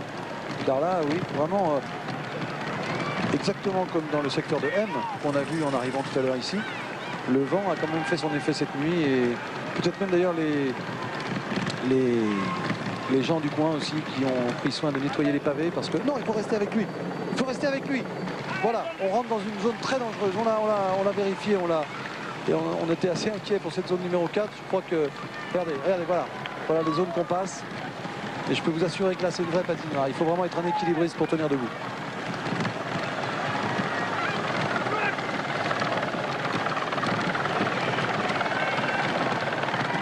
Derrière Mousséou n'est pas loin, le voici.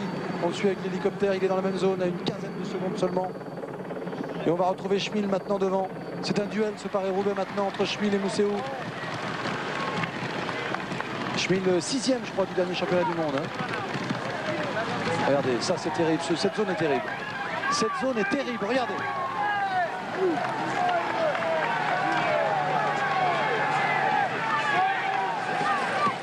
Je vous assure, pour être passé là, c'est inouï. On se demande comment ils arrivent à tenir sur le vélo. Ça paraît facile. Et quel travail aussi de la moto, bravo. C'est pas une moto tout-terrain, vous le voyez. Il y a 27 secondes. Et Jean Réveillon, qui avait déclenché son chrono à l'entrée des pavés, me dit qu'il y aurait 27 secondes entre les deux hommes, ce qui serait vraiment une excellente nouvelle pour Schmil. 27 secondes, c'est énorme par rapport aux 6 de tout à l'heure. Patrick, oui, Jean-Paul. à mon chrono, 31 secondes. Merci Jean-Paul, c'est important, ça plus de 30 secondes et Schmil qui est en train de voltiger là. Porté tout à l'heure, vous l'avez vu, par le public. C'est vrai que c'est un peu un régional, il habite Roubaix. André Schmil. « 30 secondes, 29 secondes, on nous annonce maintenant. Ah, le duel est superbe entre les deux hommes. Schmil est en train de réaliser un gros truc. À la sortie de ce secteur numéro 4, il restera 25 km. Et c'est long, 25 km, c'est long. Il sera intéressant à l'entrée des pavés aussi de la zone 4 d'avoir un écart avec les hommes de derrière. Mais ça m'étonnerait que Duclos et les autres parviennent à reprendre du temps sur ce Schmil qui voltige littéralement. Il est sorti sans dommage de la zone 4. Dans cette zone tout près du chantier du TGV européen. À 25 km de l'arrivée. Il s'alimente. Oh, quelle belle image aussi. 25 km, lui dit Jean-Luc. On va peut-être pouvoir aller voir Jean-Luc ensuite. Jean-Luc, l'homme... J'attends, Patrick, que nous soyons sortis de la Bien zone sûr. également de la zone numéro 2, hein, parce qu'elle est très difficile aussi, un peu moins difficile que l'autre, bien entendu. Oh là là, Mais il est en train j'attends de perdre donc du de sortir temps. de la zone numéro 2. Il est en train de perdre du temps, Mousséou. Il a plus de 35 secondes de retard maintenant, c'est évident. Schmil est en train de faire un authentique exploit. Mousséou est en train de craquer. Écœuré par ce qu'il vient de voir. Schmil était tout à l'heure à 6 secondes et Schmil s'est envolé. Il est écœuré, Yoann Mousséou. Il est battu à la régulière. 40 secondes, 40 secondes d'écart. C'est un exploit qu'est en train de réaliser Schmil.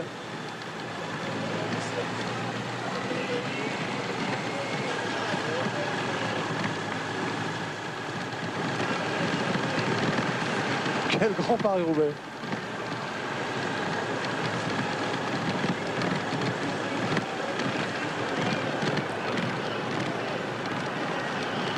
Oh. Il doit être complètement écœuré.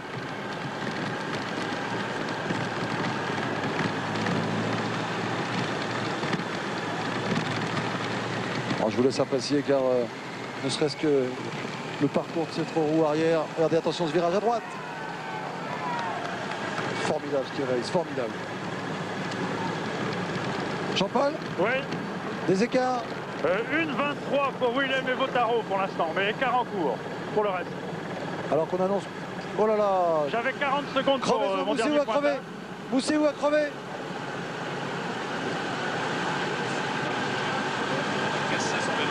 Oh là là. Il change de vélo, oui. Alors il aura même plus son vélo avec amortisseur maintenant. Il est bloqué, regardez. Les 4 pieds sont bloqués. Le 4 pieds est bloqué, mais c'est incroyable. Oh là. Là, c'est terrible ce qui arrive à... Mais c'est vrai que même s'il est retardé par cet incident mécanique, c'est à la régulière vraiment que Yoann Mousseau avait été distancé par Schmil. Mais il n'avait vraiment pas besoin de ça. Il faut peut-être rappeler que Schmil, donc, qui courait l'an dernier dans cette équipe GBMG, donc avec, je vous le rappelle, le problème qu'il a eu, problème relationnel avec Yoann Mousseau. Eh bien, Schmil n'est pas un jeune coureur, il est moldave, il est né à Khabarovsk le 22 janvier 63. Donc c'est dire que c'est pas un jeune coureur. Hein. Il a 31 ans alors que la Moto 1 vient de chuter là encore à nouveau. On va voir l'image disparaître sur mon autre écran. Alors il repart avec un vélo sans amortisseur, ça va être difficile, il va être repris. Voilà, il va être repris par deux hommes, sans doute Bottaro et Willems. Ça va être terminé, sans doute des chances, sauf incident très grave de Schmil.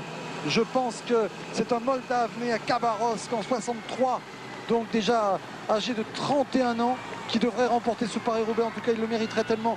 Lui qui termine à 11e du Tour des Flandres l'an passé et qui a réalisé un très beau championnat du monde où il termina 6e au mois d'août dernier à Oslo. Schmil qui a réalisé un grand début de saison alors que la moto s'est très intelligemment laissée passer là pour ne pas gêner Bottaro et Willems qui reviennent sur Mousseau. On va donc résumer cette course maintenant en un match entre Schmil, un homme seul devant, le Moldave donc de 31 ans et derrière trois hommes, Mousseau, Willems et Bottaro. Mais je crois que seul un incident mécanique maintenant pourrait coûter la victoire à ce Schmil qui nous impressionne vraiment beaucoup. Et il est à la hauteur de ce Paris-Roubaix.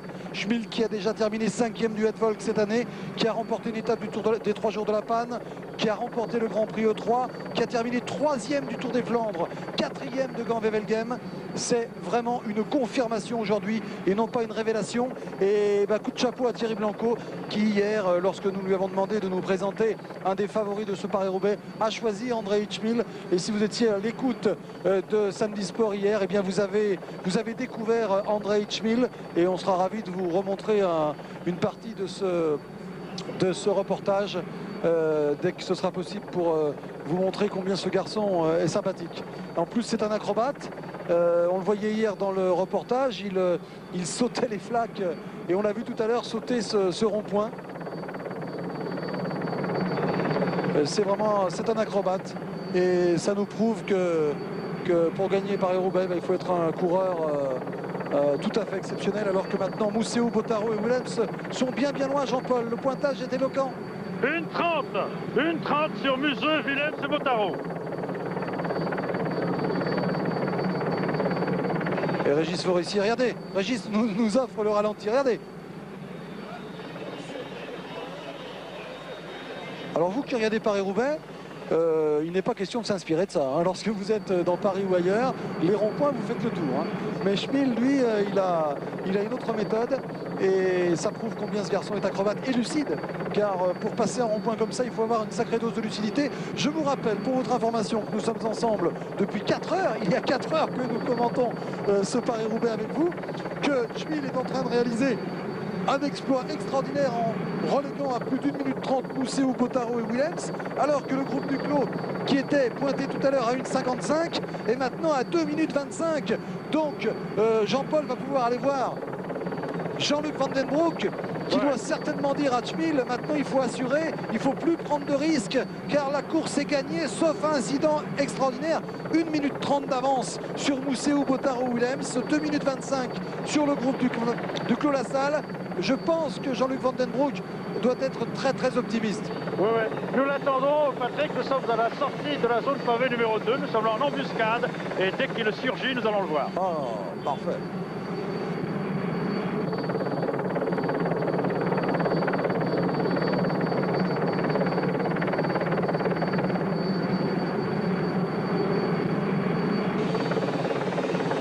Alors Schmil, c'est un des coureurs type de Paris-Roubaix. Il y a deux coureurs type. Il y a le grand gabarit, style donc le costaud, style Duclos, style surtout Franco Ballerini qui fait quand même 1,85 m je crois pour 79 kg. Et puis vous avez un autre type, et bien c'est le type de Schmil qui est d'abord, sa position n'est pas très académique aujourd'hui. Je crois penser qu'il a baissé un peu sa selle car il est, de toute façon non, c'est quand même un genre de coureur qui est toujours très ramassé sur son vélo. Donc centre de gravité bas, ce qui veut dire que dans les trépidations des pavés, eh bien, ça donne quelques avantages. Et puis surtout une puissance de rein qui fait qu'il a une assise. Et puis une position des bras avec à la fois de la souplesse qui permet, lorsqu'on est trop tendu, eh bien, les vibrations remontent jusqu'aux articulations et vous provoquent des douleurs insoutenables sur un vélo. Et puis plus tard même des pathologies comme des périarthrites, des choses comme ça. Eh bien lui, il a une souplesse de bras. Regardez la manière dont il est décontracté sur son vélo. Vous savez qui me rappelle un tout petit peu? Un tout petit peu Bernard Hinault. C'est un peu la position de Bernard sur son vélo. La tête très en avant, regardez un petit peu de crampe là, il est en train de soulager son dos. Et vous savez que ce garçon ne serait pas moldave, il aurait sûrement eu déjà d'autres résultats dans le peloton professionnel. Il a dû passer et franchir des écueils que les Belges, les Français ou les Italiens n'ont pas. Alors nous sommes là dans la zone numéro 3. Ah, il a quelque chose d'Hinault.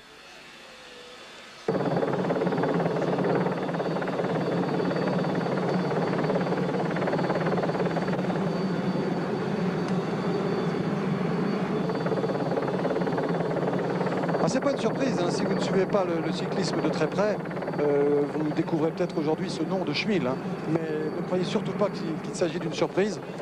Schmil, c'est vraiment l'un des coureurs en forme de ce début de saison. On vous l'a dit, tout à l'heure. On vous rappelle une nouvelle fois, une dernière fois peut-être, ce qu'il a réalisé cette saison. 5e du Hedvolk, vainqueur de l'E3, d'une étape du 3 jours de la Panne. Et surtout, lorsqu'on s'intéresse au classique, on s'aperçoit qu'il a fait 3e des Flandres, 4e de Gand-Wevelgem, 5e du Hedvolk. Ça fait quand même une sacrée référence. Je vous répète, ce n'est pas une surprise. Je ne dis pas ça seulement parce qu'on vous a proposé un sujet sur lui hier. Nous sommes là dans le secteur numéro 2, côté du carrefour de l'Arbre. Secteur 3, pardon. La ferme de Créplen.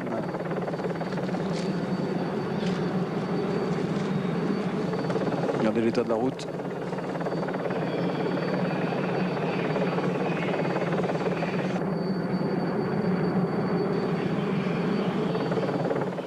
Ah, on se retrouve avec les contre-attaquants. Oh, quel coup moral pour Johan Museeuw, même s'il est accompagné d'un équipier. Il sent que c'est terminé pour lui.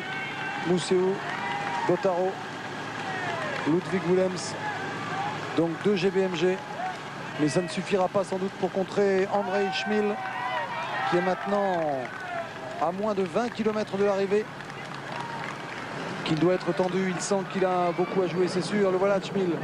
Mais tout est encore possible. Encore que je vous répète, une crevaison a beaucoup moins d'importance et d'incidence lorsqu'on est seul en tête comme ça. Puisqu'on a derrière soi son directeur sportif et une moto de dépannage. En revanche, eh bien, après 250 km de course, on n'est pas à l'abri d'une grosse défaillance. On en a vu d'autres dans le cyclisme. Ne jamais tirer des conclusions trop tôt.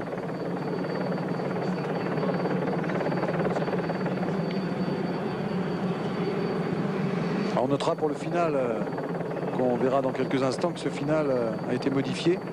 Et on revient à un final plus classique avec le passage dans M. Mais dans M, on ne va plus jusqu'au bout. Enfin, je ne vais pas vous donner trop de détails, ça fait un peu local.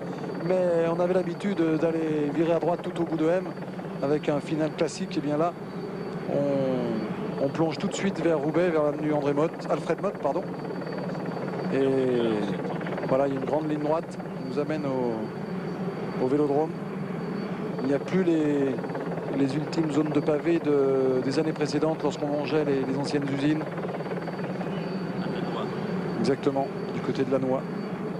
Mais on l'a à nouveau, alors qu'on sort ici de la zone numéro 3. On a à nouveau repéré ce final tout à l'heure et il a beaucoup plus d'allure. Alors que vous voyez que nous sommes tout près de l'arrivée puisque nous sommes bientôt ici au carrefour de l'Arbre. Ça, ce sont des noms classiques Si vous vous intéressez au cyclisme, c'est là que Paris-Roubaix se joue très souvent. Le carrefour de l'Arbre et ensuite le dernier secteur pavé de M. Mais là, je crois bien que pour André Schmil, il n'y aura pas de suspense pour lui. Du côté du carrefour de l'Arbre, s'il parvient à passer sans dommage, car il a déjà fait la différence. Il nous a impressionné tout à l'heure, vraiment. Il a quand même des crampes, vous voyez, il est obligé de faire des étirements en quelque sorte sur son vélo. Et il reste moins de 5 km de zone pavée, mais 15 km de course.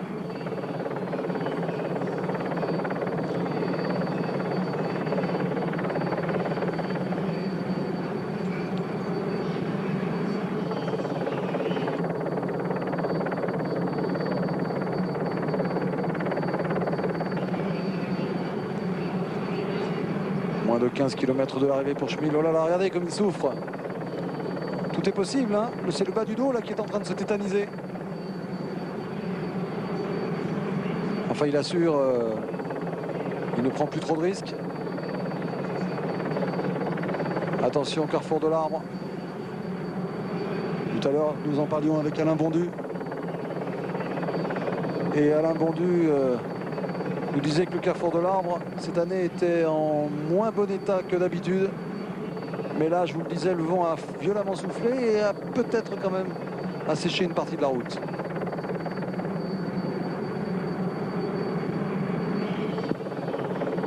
« 1 minute 54, c'est le nouvel écart. C'est dire que pour Schmil, ça s'annonce très très bien. On a eu l'occasion tout à l'heure de s'emballer, d'avoir des grandes émotions. Et bien, curieusement, dans ce Paris-Roubaix d'une grande qualité, c'est peut-être le final qui nous réservera le moins de surprises. Encore que, sait-on jamais, restons prudents. Mais Schmil a tellement fait d'exploits pour lâcher tout à l'heure Yoann Mousseau, que l'on retrouve là avec un cadre normal, un vélo normal. Oh, il souffre, regardez, il a complètement changé sa position, il a écarté les bras complètement. Il souffre beaucoup, Schmil. Là, il est à l'attaque, il a une allure offensive, il a complètement changé d'allure sur son vélo. Patrick. Oui, Jean-Paul. Yates et Baldato vont revenir sur les trois intercalés. Et dans quelques instants, donc, ce sera la sortie de la zone numéro 2 où nous pourrons voir Van den Broek. Merci. Alors, on a Mousseau, Bottaro, Willems, Yates et Baldato. 5 hommes donc intercalés derrière Schmil.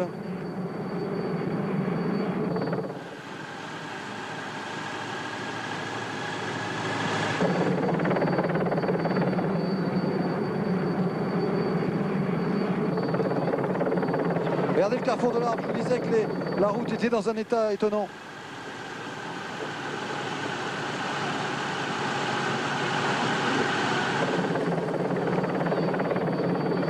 Oh, que ça doit être difficile après. Regardez les flaques que déplacent les voitures. Vous voyez un peu le volume d'eau qu'il y a sur cette route.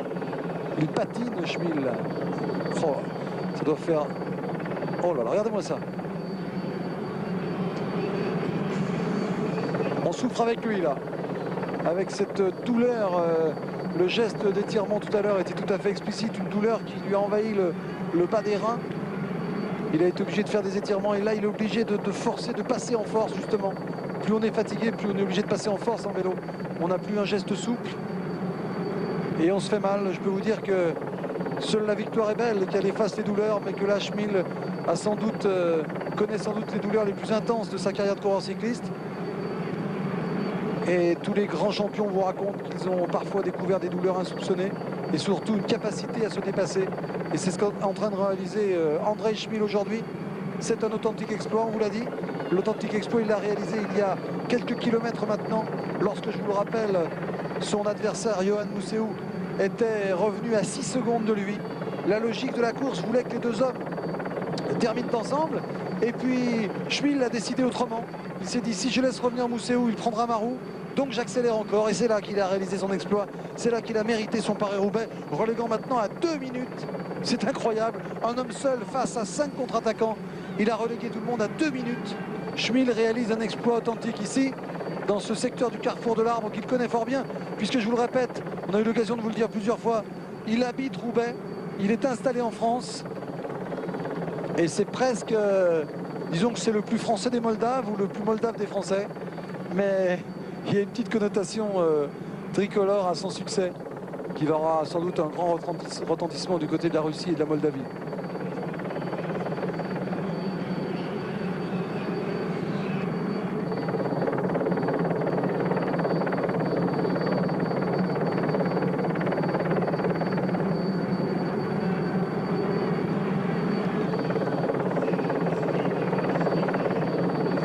Il est long ce secteur.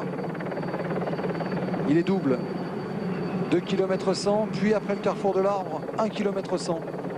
C'est donc 3 km 200 de pavés de suite. Et ensuite, il restera 1400 mètres seulement de pavés pour Schmil lorsqu'il ira sur le secteur de M, le dernier secteur.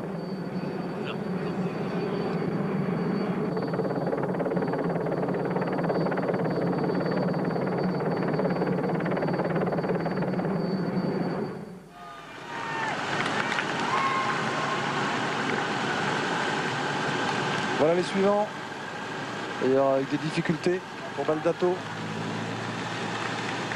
Oh non, c'est même Mousseou. Baldato est devant, c'est Mousseou qui est en difficulté. Oh là là, que c'est dur pour lui. C'est surtout moral là. Incontestablement c'est moral, c'est psychologique. Il a tout tenté, il est revenu tout près, pratiquement, j'allais dire, sur le porte-bagages de Schmil. C'est en plus, on l'a dit tout à l'heure, on va pas trop rajouter là-dessus, mais ce sont dans la vie loin d'être des amis tous les deux. Ils faisaient partie de la même équipe l'an passé, ils ont un grade différent. Et lorsque Mousseou a vu Schmil comme ça, 6 secondes devant lui, il s'est dit qu'il allait peut-être, non pas régler les comptes, mais se trouver dans un final très excitant pour lui. Et puis Schmil a accéléré et Yohann Mousseou n'a jamais été capable de revenir. C'est une victoire par KO là, ce n'est rien d'autre. Schmil est en train de remporter Paris-Roubaix par KO.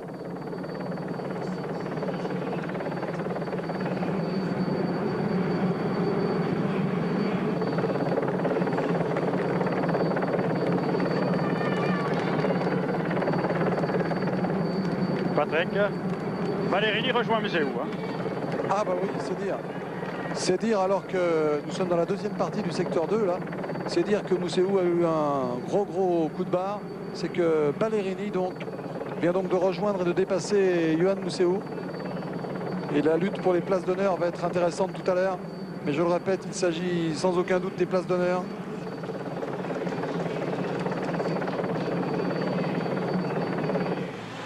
Ah, c'est Daniel Manjas, le speaker de la course, est en train de dire que Schmil est en train de réaliser un grand exploit de l'histoire de Paris-Roubaix. On ne va surtout pas le démentir car ça fait combien? Ça fait 4h15 que nous sommes ensemble. Eh bien, on a eu tellement l'occasion de s'enflammer tout à l'heure sur la dernière accélération de Schmil que c'est aussi un indice ça. On a vécu un grand Paris-Roubaix, mais Schmil était peut-être trop fort à la fin pour qu'il y ait du suspense jusqu'au bout. Car Schmil fait un numéro absolument incroyable. Voilà, quel accueil il va recevoir à Roubaix ici. Il fallait aussi être vaillant, là, le vélodrome de Roubaix est plein. Et il fallait avoir envie parce qu'il n'a pas fait très chaud cet après-midi. Quel beau succès pour Jean-Luc Van Den Broek également, qui a amené Schmil jusque-là, qu'il a récupéré. Et je peux vous dire que je suis impressionné également par la moto numéro 1 qui a réussi à revenir aussi. Regardez Jean-Luc Van Den Broek, costume, cravate. C'est un grand jour pour Jean-Luc. Et ça nous fait penser également à nos amis de Moucron, puisque Jean-Luc est de là-bas. Régis et les autres, tous des amoureux de vélo. Et je peux vous dire que du côté de Moucron, on doit être très content pour Jean-Luc, en attendant les grands succès de son neveu, Franck, qui a fait son entrée dans le peloton professionnel avec le bonheur que vous savez. Pour l'instant, c'est Schmil. Il habite Roubaix. Il est dirigé par Jean-Luc Van Den Broek de Moucron.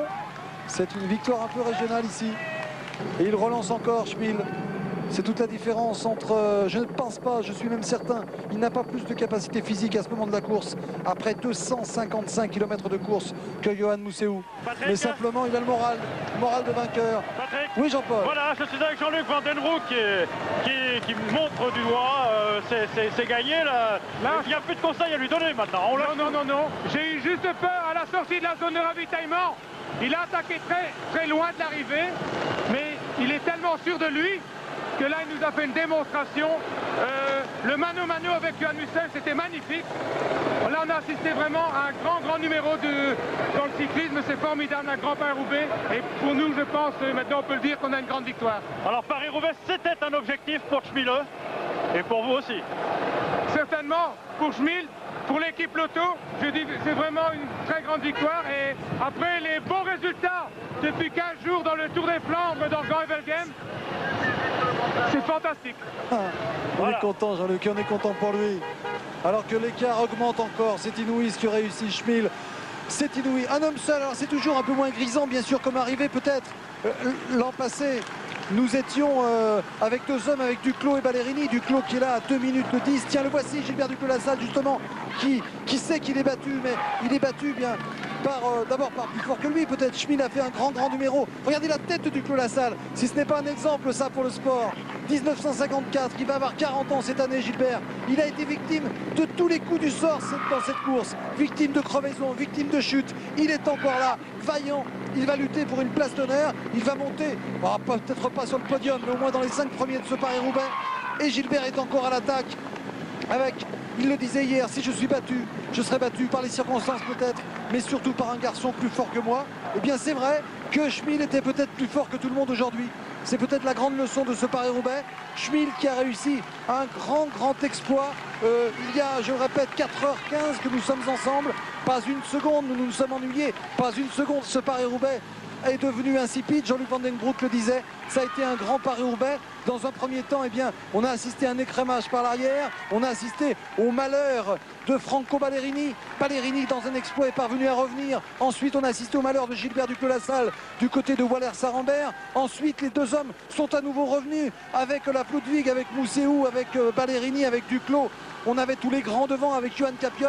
Et puis à nouveau les malheurs pour Duclos-Lassalle et Ballerini qu'on a suivi en direct. Cette crevaison, cette dramatique des deux hommes héros de Paris-Roubaix l'an passé, qui à nouveau était effacé du devant de la scène par des malheurs techniques. Et puis un mano à mano, comme disait Jean-Luc Van Den Broek. Et quel mano à mano entre celui qui va gagner Paris-Roubaix qu'il mérite, je pense bien sûr à Schmille, André Schmille. Et en face de lui, il y avait Johan Museeuw, son ennemi, celui avec qui il s'était vraiment très sévèrement affronté l'an passé dans la même équipe GBMG.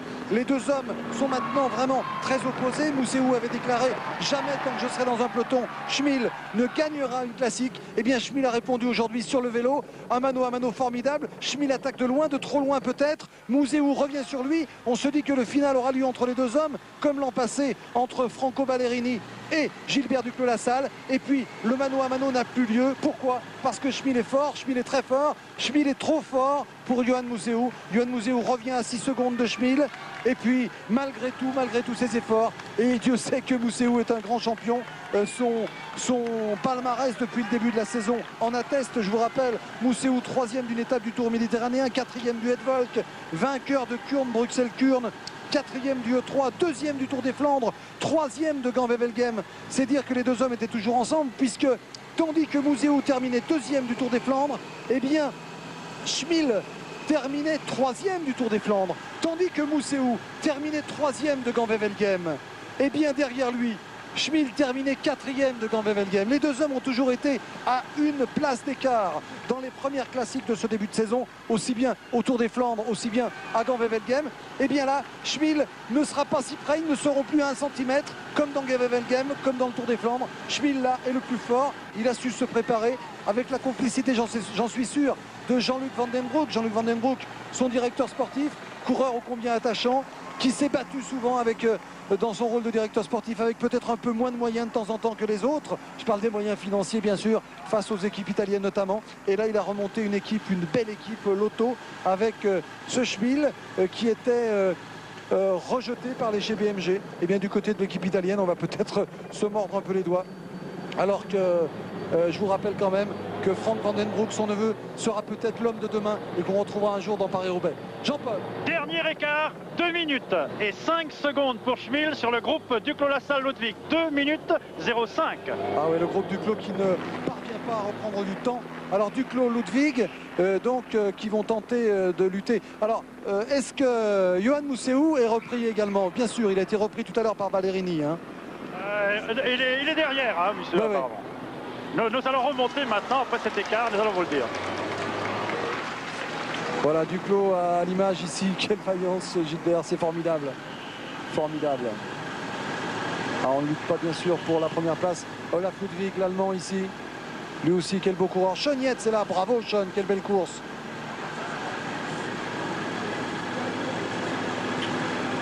Ah là, la poursuite est engagée, mais bien trop tard.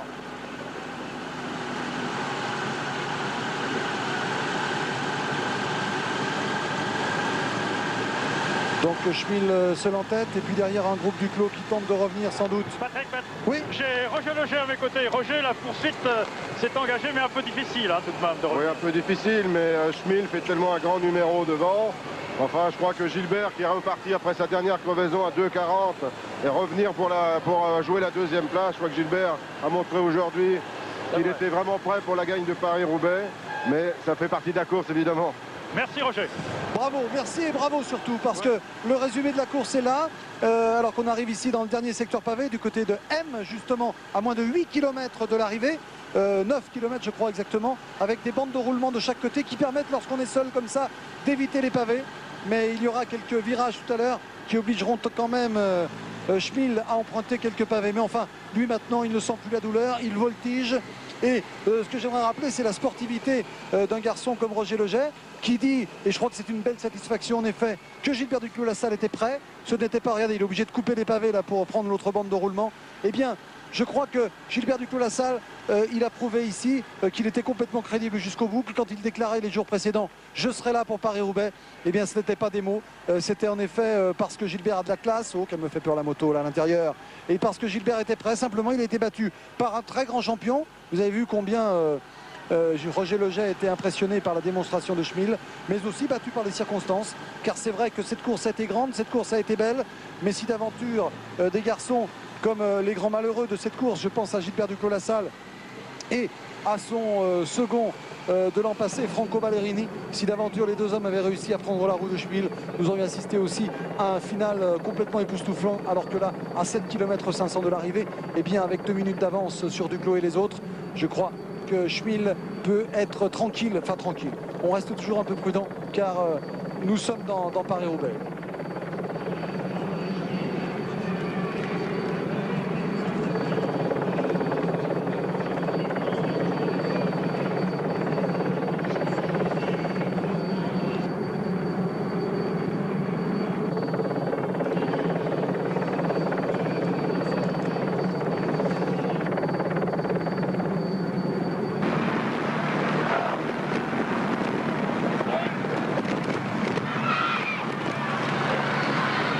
Derrière Schmil, on va lutter pour la deuxième place. Ce qui serait intéressant, c'est que le groupe Duclos parvienne à rentrer aussi derrière ces hommes. Alors que ici on voit Olaf Ludwig donc qui est dans le groupe avec Franco Ballerini, avec Gilbert Duclos-Lassalle. Alors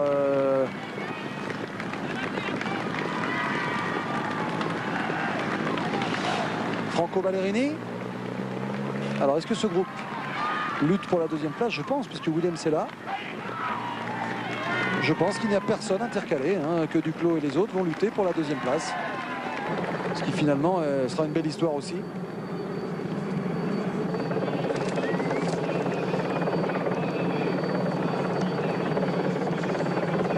Le final pour Schmil.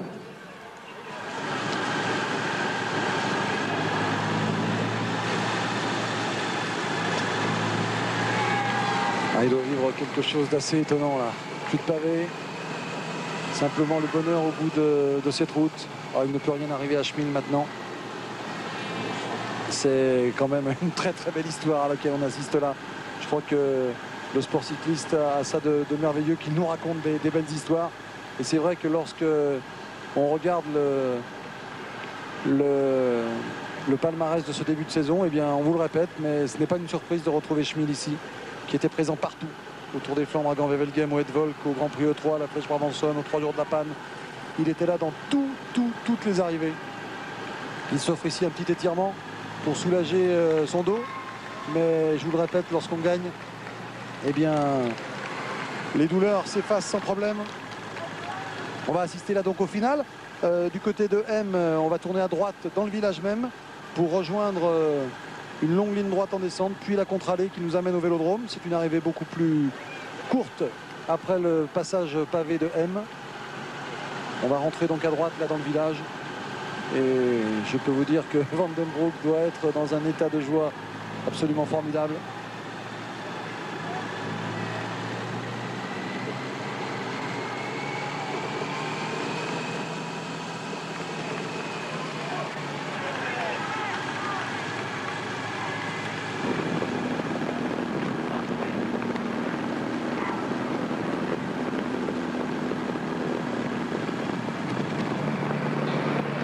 Voilà le groupe, donc confirmation avec Duclos, Ballerini, Ludwig, Baldato, Willems, Yates, Capiot. On va jouer pour la deuxième place.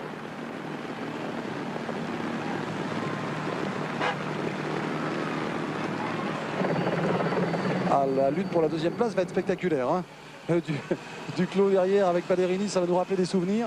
Mais c'est quand même pour la deuxième place seulement. Alors que Schmil, lui, est en train de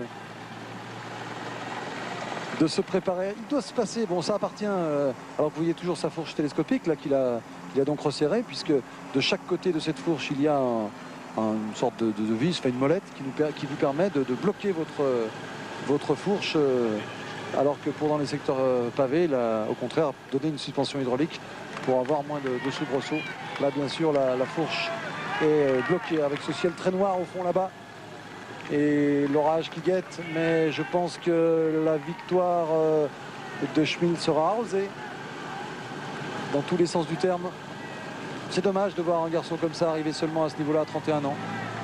Tout ce qui doit se passer dans la tête lorsqu'on est né en Moldavie, lorsque on se retrouve ici à Roubaix, habité à Roubaix par les Français, comme je vous le montrais tout à l'heure. Alors que derrière, Willems. Et sans doute, ça m'étonnerait qu'il soit devant avec cette allure-là. Hein. Il est plutôt lâché. C'est Ludwig Willems qui a fait beaucoup de travail pour son leader, Johan Museeuw. Ah oui, il est lâché. Enfin lâché. Il est un peu en difficulté. Gilbert Duclos-Lassalle qui discute avec Roger Leget. Oh, dans quel état arrive Gilbert? Coup de chapeau pour Gilbert. Monsieur Schmil, pour la télévision, vous pourriez vous faire un peu de toilette avant d'arriver sur le Vélodrome de Roubaix. C'est beau le visage d'un vainqueur.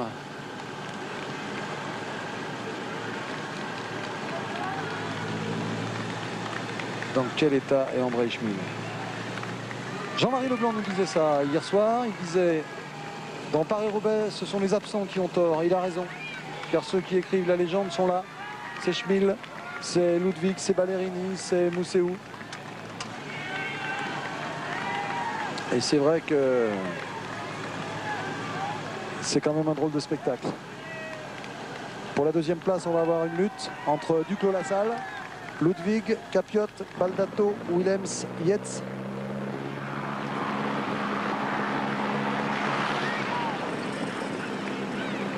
Ballerini.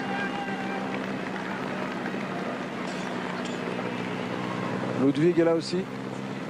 Baldato. Gilbert Duclos-Lassalle. Johan Capiot avec son maillot TVM.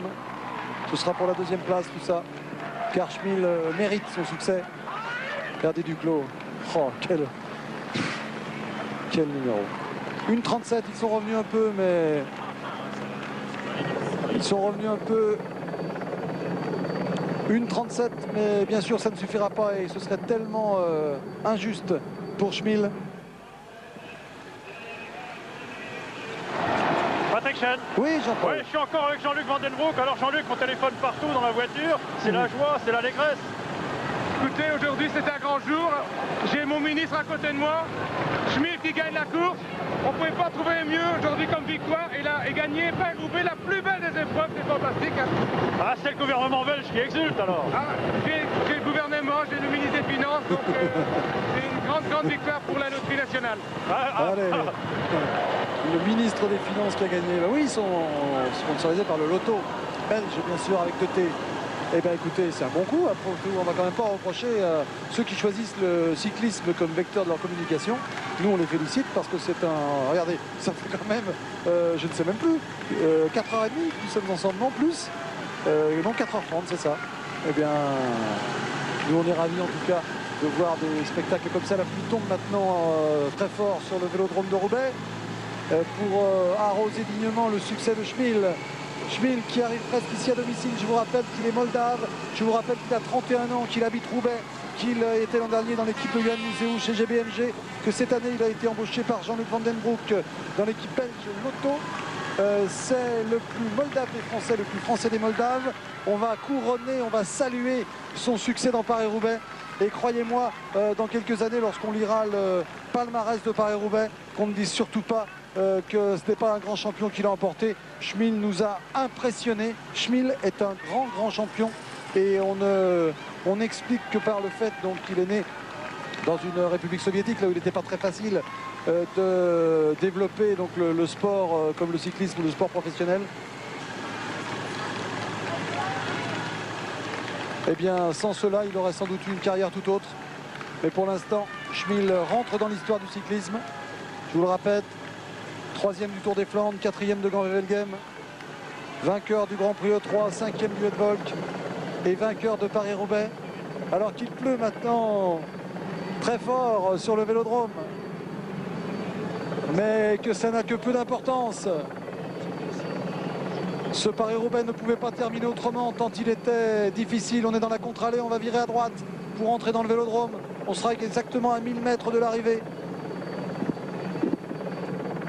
Laisse le casque.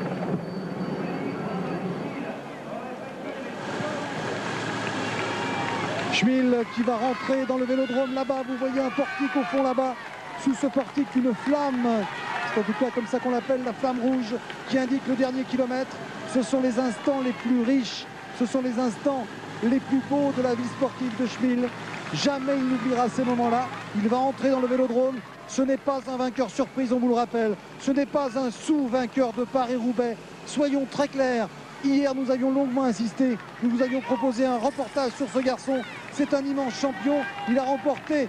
Il a fait de très très belles courses depuis le début de la saison. Il l'a remporté aujourd'hui à la régulière, réussissant à lâcher un garçon qui était un grand favori, Johan Museeuw. Il l'a lâché à la régulière. Il va rentrer dans le vélodrome. Il lui restera alors 750 mètres à parcourir. Ovation du public de Roubaix pour Schmil.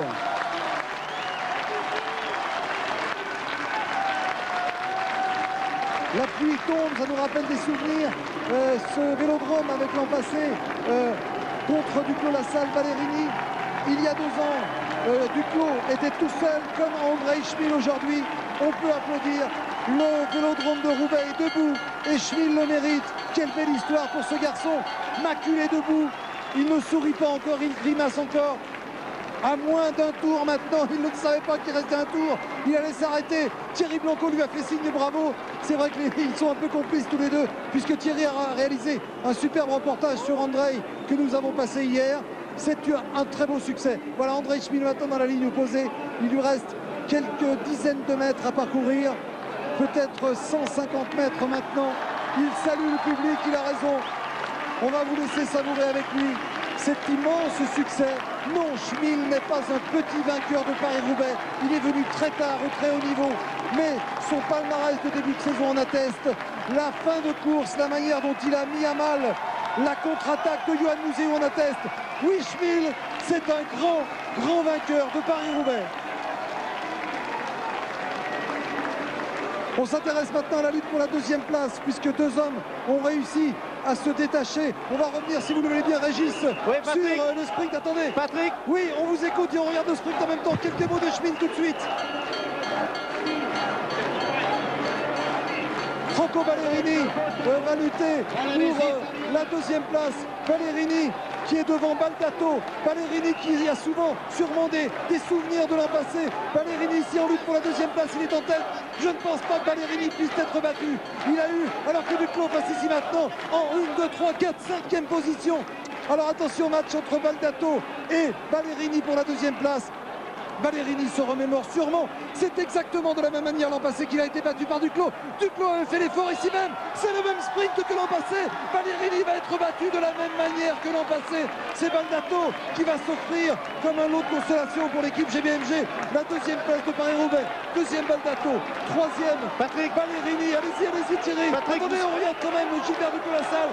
Gilbert Duclos-Lassalle ici en lutte pour la quatrième place. Duclos en tête. Non, il est battu nettement. Il ne sera pas quatrième. 5, 6, 7, 8e Duclos-Lassalle. C'est Olaf Ludwig qui est passé devant Sean Yates et devant Ludwig Willems. À vous Thierry. Oui Patrick, avec Jean-Luc Vandenbroek, puisqu'André Schmil est monté sur le podium. Jean-Luc, c'est un très très grand jour. Vous y avez cru, il est parti de loin quand même.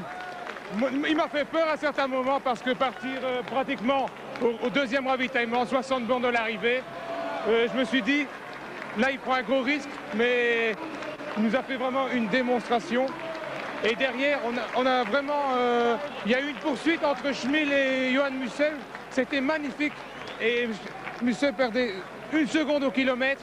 Et on a vu que Mussel il a explosé derrière. Et puis là, Schmil a fait le trou. Et bon, c'est vraiment une démonstration de sa part. C'est un peu la réponse aux critiques de l'année passée en disant qu'il ne gagnerait jamais une classique. Ouais, ici, c'est une force de la nature. C'est une course d'hommes par Roubaix. Donc ça demande des qualités athlétiques important, je veux dire. Et là, bon, quand je vois le phénomène, c'est incroyable. C'est une bête à rouler. Et bon, il n'a qu'à pousser sur les pavés. Et voilà, il a gagné.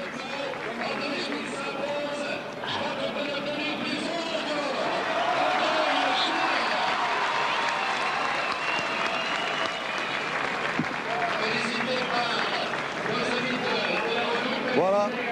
Ah, c'est quand même extraordinaire ce qu'a réussi Schmil. Vraiment, j'espère que le grand public sera très informé. Vous êtes sans doute d'ailleurs des millions à nous suivre, donc vous êtes déjà informés. Mais sachez que c'est un grand champion, il ne faut surtout pas se tromper, parce qu'il n'est pas très connu, parce que, je vous le disais, il vient de Moldavie, de Russie, et ce n'est pas facile de s'imposer comme ça dans le sport professionnel. Mais c'est un grand champion. On va apprendre à mieux le connaître et j'espère qu'il nous fera une carrière à la Duclos. Duclos qu'on va saluer très très fort pour terminer ce reportage, car Gilbert Duclos-Lassalle a réalisé encore un grand Paris-Roubaix. Imaginez, sans la crevaison à laquelle nous avons assisté avec Ballerini, sans cela, imaginez ce qui aurait pu arriver à Duclos-Lassalle. Un final avec Franco Ballerini, avec Gilbert Duclos-Lassalle. Alors nous, on va vous donner rendez-vous sur France 2 tout à l'heure. On va retrouver Nelson sur France 3 dans quelques secondes. Mais on se retrouvera sur France 2. D'abord pour le foot, ne manquez pas la finale de la Coupe d'Afrique des Nations. C'est très très spectaculaire. Elle a lieu à 18 h tout à l'heure. Et ne manquez pas non plus Stade 2. À la mi-temps du football, à 18 h 45, je vous retrouverai avec Schmil sans doute, qui nous fera l'amitié de venir, car je vous dis, on est assez complices avec lui. Oui Thierry, peut-être un petit mot d'André Schmil avant qu'il ne parte. Allez-y. André, c'est fantastique, on a bien fait d'aller le reconnaître, ces 70 derniers kilomètres de pavé. Vous avez attaqué, vous êtes parti de loin. Oui, j'ai parti à 80 km à l'arrivée. Mais je suis très content que j'ai réussi à gagner comme ça, tout seul. Ça, c'est une course de costaud, vous avez gagné en costaud. Et puis, à un moment donné, vous n'avez pas craint le retour de Musseux? Moi, je fais tout pour tenir les distances. Et le monsieur n'est pas revenu. Merci, il est content, Thierry Blanco, il a bien raison. Le calme d'André Schmil. Le calme d'André Schmil, je crois que c'est étonnant. Alors écoutez, on a vécu une journée merveilleuse, il y a combien de temps 4h45. 4h45 que nous sommes ensemble. Nous, on s'est régalé, j'espère que vous avez partagé notre plaisir. Coupe d'Afrique des Nations, la finale à 18 h sur France 2. Et puis à 18 h 45, un petit bout de Paris-Roubaix. Tiens, le commissaire Massard est derrière moi. Ah, ça veut peut-être dire quelque chose, on verra dans quelques mois. Merci à tous de votre attention. Schmil est un grand champion, je le répète, on vous en parlera dans les stades de à venir. Ce n'est pas par hasard qu'il est là. Thierry Blanco nous racontera tout. Et puis, ne manquez pas la suite du cyclisme cette année sur France 2 et France 3. On vous prépare un Tour de France extraordinaire. Régis Forestier aux manettes, Jean-Marc Lénoret, Cathy Soie, tout le monde. Jean Réveillon était à nos côtés également ici. Et la pub avant de retrouver Nelson Montfort. Salut à tous. France 3 vous a présenté Paris-Roubaix avec La Redoute.